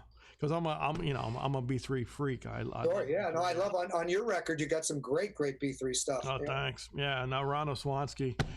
He's really good. Yeah, he's really, and he's into. I told him about your setup, and I showed him your setup, and he, like, man, that's, I mean. And Billy is Billy's a great B3 player too. He played a lot of those parts, or probably most of them on the records. And he's a great B3 player too. And it's a different type of a thing. Yes, it's a keyboard, but you play it very differently than you would a piano. Different touch and a different concept too, I would imagine. Totally right? Different touch. Yeah, man. Cool. I love it. What else you got, Steve-O? Carrie, just chiming in with a comment. Thank you, Dave, Carl, and Steven. Really enjoying this. Thank you for that, Carrie. Rob Alpert is asking, Dave, when you first started on the band, how much interaction did you have with Billy in your initial equipment setup? Was he involved with you in the creation of the patches and helping you to get the sound to be accurate to what he wanted, or did you kind of handle that on your own? Well, I pretty much my job was to recreate the sounds from the record. So I do that pretty much on my own. And it was a big crunch because I joined the band and I was given 55 songs to learn in 2 weeks to start rehearsals. And learning that many songs is enough of a mountain to climb, let alone creating a sound for each. Excuse me, let alone creating a sound for each one of the parts.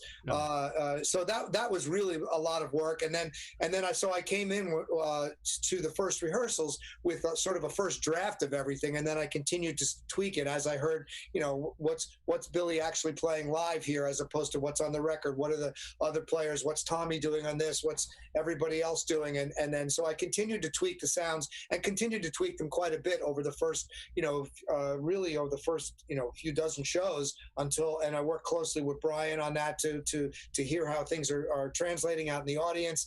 And so it was very much an ongoing work in progress to get it to sound where it is today. And now, of course, the rig that I'm using today is completely different than the other rig, the other rigs that I had used early. But the basic sound construction and the way I go about how the sounds function in the band are pretty much the same. So it's just part of my art of what I do is to create the sounds. And obviously if Billy doesn't like something, he says he wants something different here or there, and I'm always responsive to that. Or if Brian doesn't like a certain sound or whatever, I'm always responsive to that as well. So we're all on the same team. Yep. Jay kind of has a follow-up to that one. He's asking for Carl, when you guys come up with the horn lines for the songs, are they just a recreation of the existing horn lines from the albums, or do you guys have input on creating those based on the venues that you guys are working in? There's really no creation. A lot of it was, and Dave can talk about this too. The best defense you can have is, or best offense is your defense, and your defense is the original recording. So we're not, we're recreating the recording. We're not adding, So that's the first thing. So if, let's say there was 3 sax voices on, for instance, we'll use Keeping the Faith, which was, and Dave can talk about this too. This is very interesting. So it was a lot of horn saxophone stacks on that, and we have 3 saxophones. So we're taking those 3 saxophones, and if I'm correct, Dave, I think there was 4 or 5 tracks that you're playing sax, alto 2 and tenor or a baritone on that. I'm beefing it up a little bit. You guys are playing those parts, and I'm beefing it up as well. I mean, Billy's records are really well crafted, and so a lot of times the smartest thing to do is not try to reinvent the wheel. The parts are great. Keeping the Faith is a good one. Big Man on Mulberry Street. A lot of these horn lines, they're integral parts of the songs, and they were crafted in the record that way, and they need to be there not only for the support of the song, but because they're part of the character of the song. So they need to be right. And then sometimes we make them bigger to make them sound. I'll enhance them, and we'll make a bigger section out of it to make it sound bigger, so that it sounds effective in an arena or in a stadium. So we do something like that, but for the most part it's based from the records, and sometimes we do enhance it. There are some parts here or there that are not on the records, and sometimes we do beef it up a bit. Yeah, so like, for the tenor thing, it's basically plug and play. But for a trumpet player to come in, there wasn't a lot of trumpet parts. There was some quintessential parts. But like some things that weren't there, I'd grab octaves, or Dave and I would talk about. We'd go there and say, and we'd sit there with Mark and Crystal and hash out a couple things.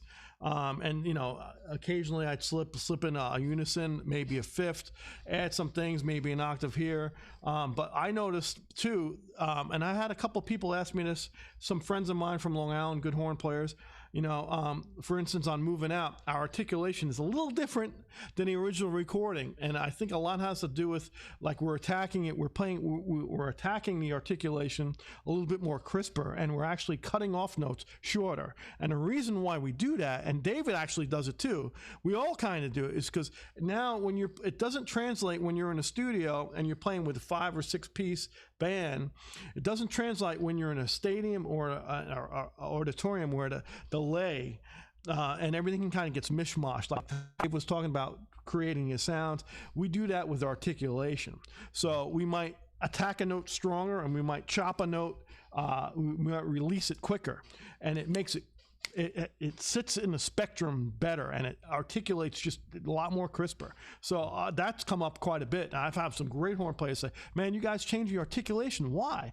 Like, this is why. And it wasn't a cognizant thing. It just kind of, I noticed it's changed, and it's kind of changed. It's where it's actually, it breathes better, right, Dave? Sometimes it's like, man, when it's hitting, it's like, wow, it really feels good. It's exciting. I get excited. I mean, like a song like, and then there's a song like Half a Mile Away, which needed to be really those horn parts. So I wrote a chart for that and distributed all the parts, and then figured out what I was going to play to enhance it, to cover the Barry and all the extra horns, and we made a whole thing out of it. And that's something that we did for that song. But it's interesting that you mentioned Moving Out too, because one of the interesting things about Moving Out was that a lot of the songs, the tempos were much, much faster. And that's because the dancers wanted things at a certain pace to be able to do what they do. So some of the articulations had to be changed because the tempos were so much faster than the record. And it was all part of what needed to be tweaked just a little bit here and there to make it work for Broadway and for the dancers. But I'm actually but I'm actually talking about the tune Moving Out too.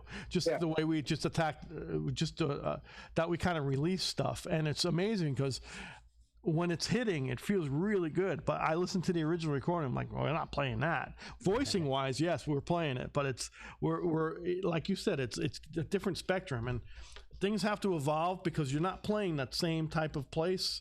I notice it, especially when we're in bigger places, if that makes any sense. But yeah, and the Moving Out thing with the tempos, I forgot about that, Dave. That's funny to say that, man. Yeah, some of those tempos were flying, but that's what worked in the show, and that's what they needed for the dancers. And when you saw the show, and when it all made sense. Yeah, man. That's funny. Kind of along those same lines, somebody else was asking, is there anything that you guys have ever changed that the first time Billy heard it, it was kind of a real whiplash for him in a positive way. Like he's like, I wish I would have thought of that, or something like that. I don't know. I think, we really take what was in the records and, and kind of bring it to a new place. Certainly Billy makes suggestions here or there about some of the changing a different vocal harmony maybe, or sometimes the way what somebody's playing. He certainly knows exactly what's going on. He's got amazing ears, and he's very aware of everything that's going on around him. So yeah, he does chime in for some specific things here and there that he wants, but I don't remember any times where we completely, totally missed. where most of us have a pretty good instincts about what we need to do to bring his music to a big stage. Tom Davis is asking if you guys are using downtime to make changes to equipment. Dave, specifically your keyboard rig, and also, do you happen to know the synth Billy originally used in the recording for Pressure? So first, let me address the first part of that.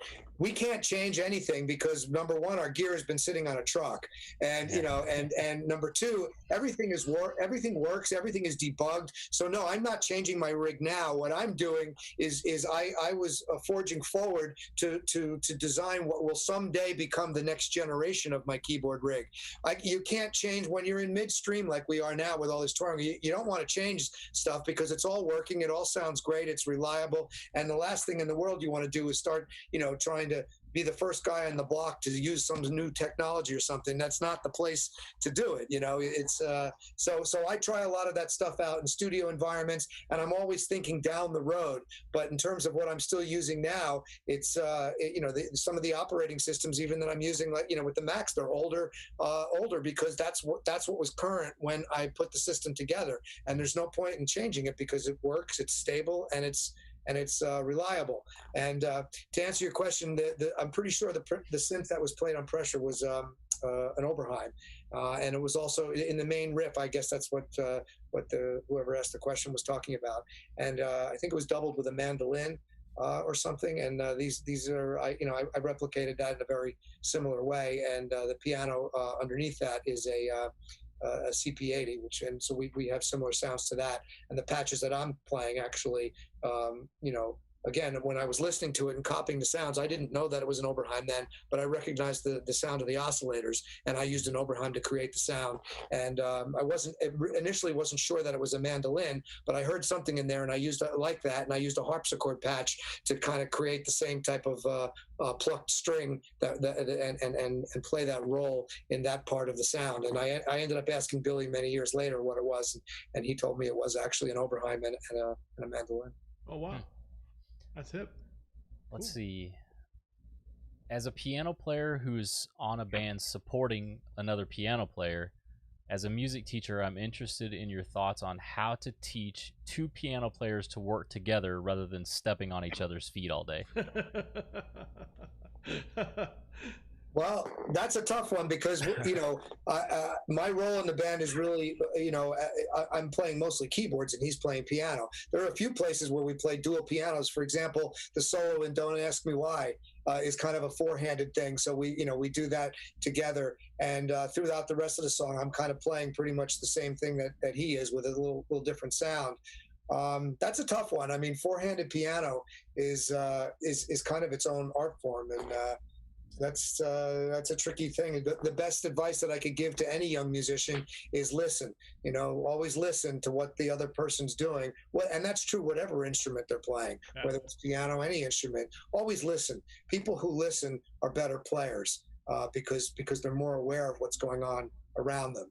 And the most important thing about playing with other musicians is how you listen to them. Nice. There you go, Amanda. Thanks for that question. Bobby Kellum says, "Oh man, second Tuesday in a row. I love this. This is great for trumpet holders of the world. CF, such a great soldier of the horn." Thank you, Bobby, for that. Let's see. Christopher Ortiz is asking, what are some of your favorite moments with Robert Palmer? And then second question from Christopher is also, do you have a favorite keyboard or synth solo that you play with Billy?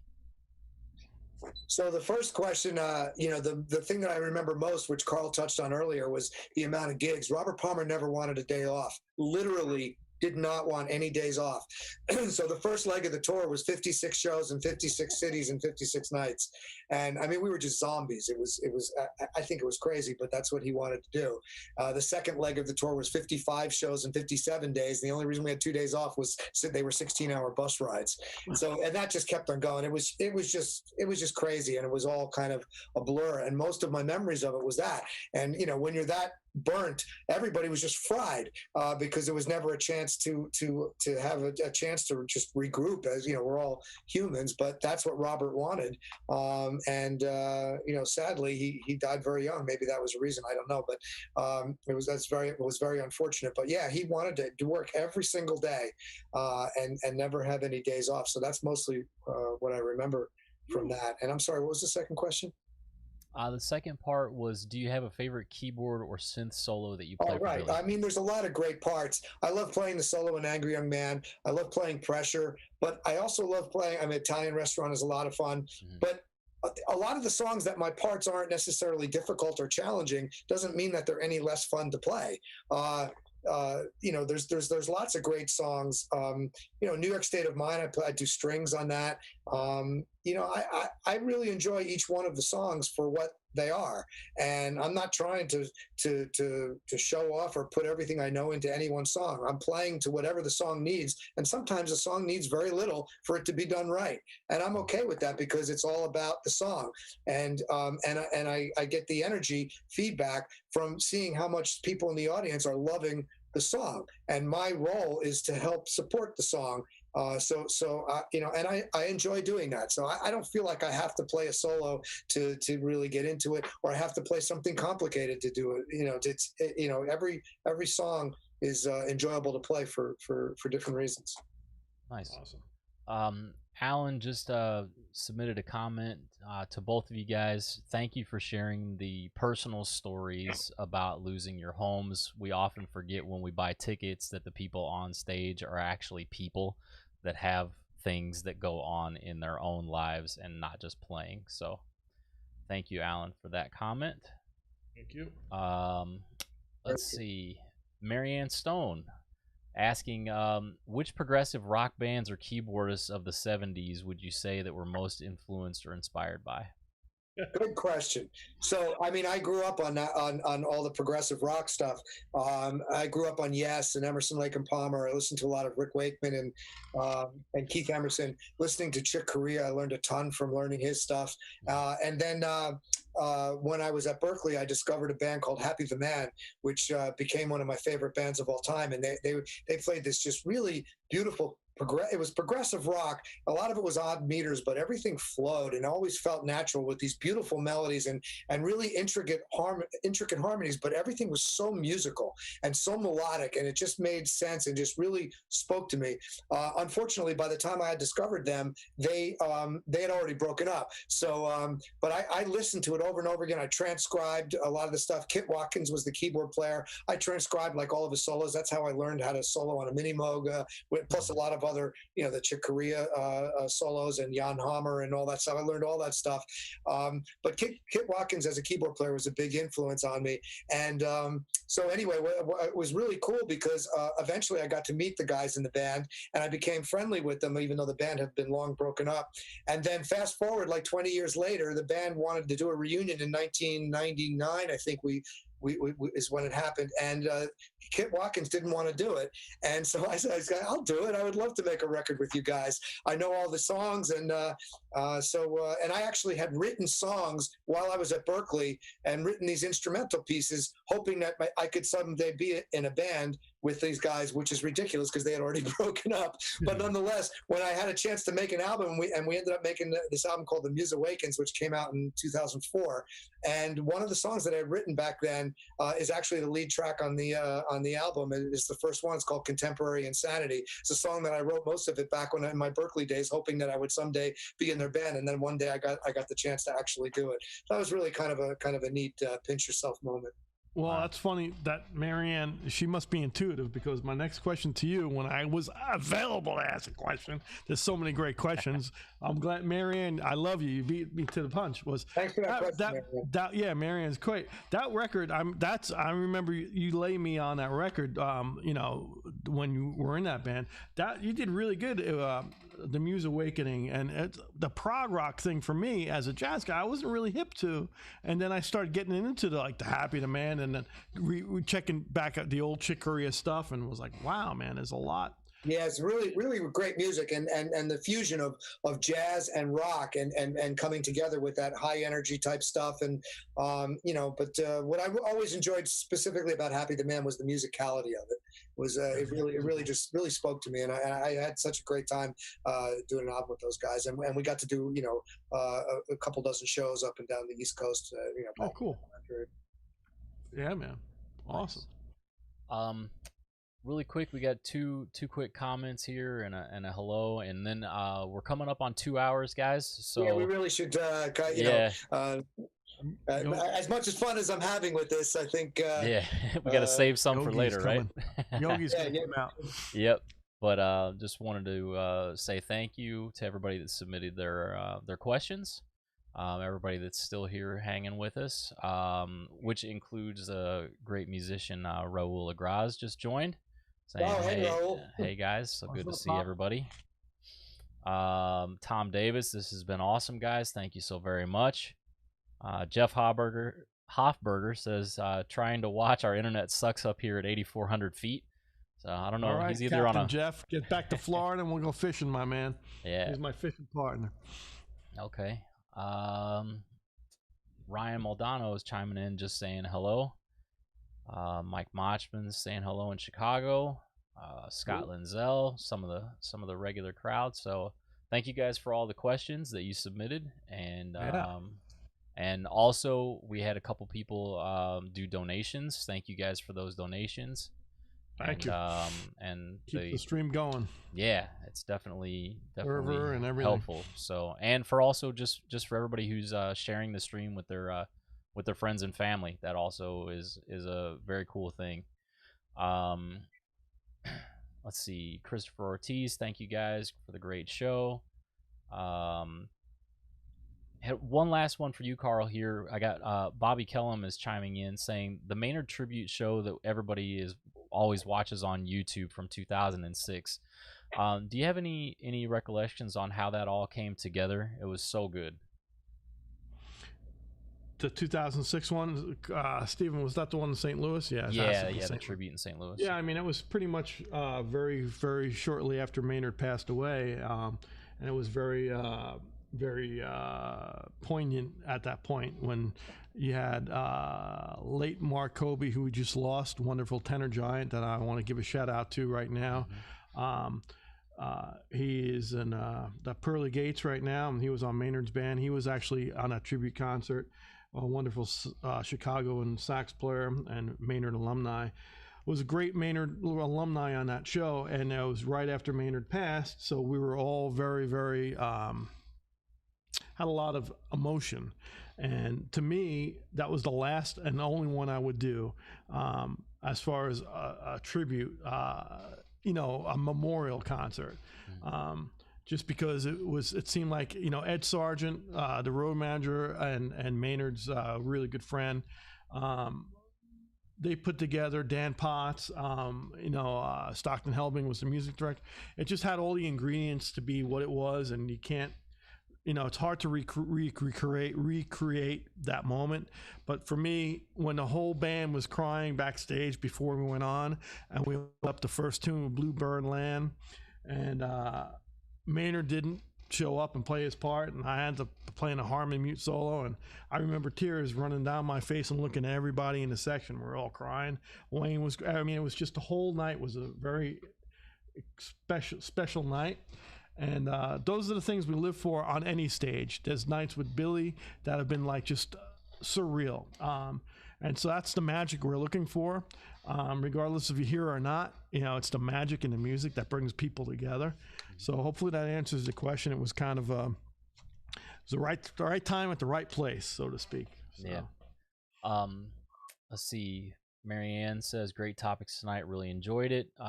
Noah says, great having you on tonight, Dave. Loved hearing all the stories. Can't wait for next week. Yeah, Thanks for coming, Noah.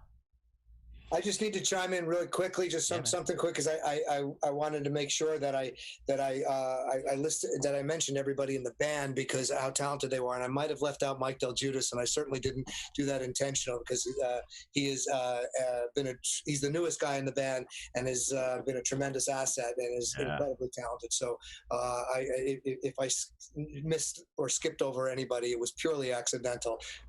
Everybody in this band. Dave, we meant it. Mike. We don't like Mike. Mike, we hate you, Mike. You're horrible. Thanks, Carl. No. You all in fun, man. Yeah.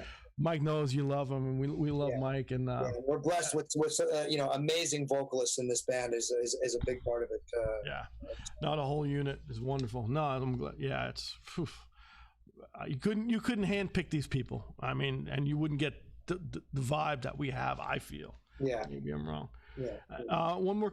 Any more questions? If not, I'm going to hit David one more question, and we'll call it a night. Yeah, I think we pretty much hit everything, and I think the question that's left in the chat is the one that you're getting ready to ask. So I'll let you have it. Okay.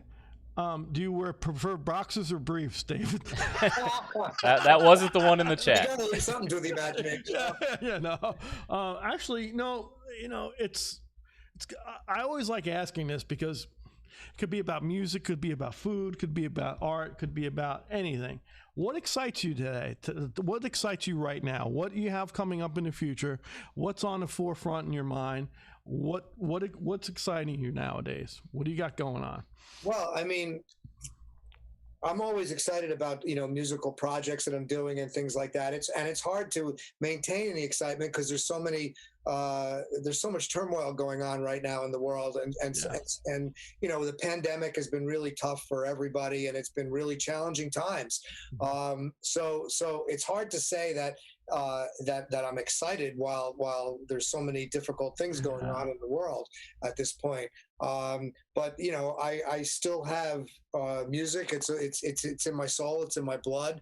And I'm fortunate that I have that, and we're all fortunate that we have each other. And when we are able to get back to playing together again, and it's safe to do so, and then we're all tremendously looking forward to doing that whenever that can happen. So until then, we all try to do the best we can with the time that we have. And for me personally, I've been trying to make the most of it by being creative and trying to spend more time doing things that I normally wouldn't have had the time to do. So, awesome. It's all about what you make of it. So, I try to stay positive that way. That's great. Well, like you said, I think when we all get together again and make some music, it's going to be a statement. Well, we're going to be like animals just let out of a cage for sure, because we're dying to get back up there and play. Yeah. No, it'll be great for the band and crew. I think it'll be a wonderful moment. And like you said it best, man, just remain positive in a world of negativity right now. But this, for as much as negativity, being positive is a beautiful thing, and you got the right idea, man. And I can't thank you enough for coming and hanging. Well, thanks for having me, Carl. It was a lot of fun, really. It was great to see you too. Yeah, no, it's been too long, and we had two days of nice talking, man. It was good. So we'll get on the stage and get to laugh again and eat some food and play some music in that order. Excellent. Thank you, man. Well, be well. And Steven, I got to thank you. Thank you, Steven. Yeah, guys. Thanks. Thanks to both of you. And just one last thing, everybody. Next week we will have Wayne Bergeron joining us as our special guest. So for all of you that are interested in that, we'll be here Tuesday at 9 p.m. That'll actually be our season finale for season 2 before we take 2 weeks of a break there and reset for season 3. If you guys are interested in season 3, shoot us a message in the comments letting us know. And with that, I will be quiet and let Carl wrap it up. Again, we appreciate you guys coming.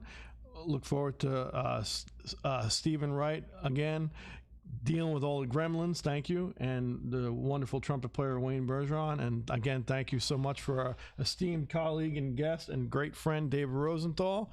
Till next time, be safe and treat people the way you want to be treated. Peace.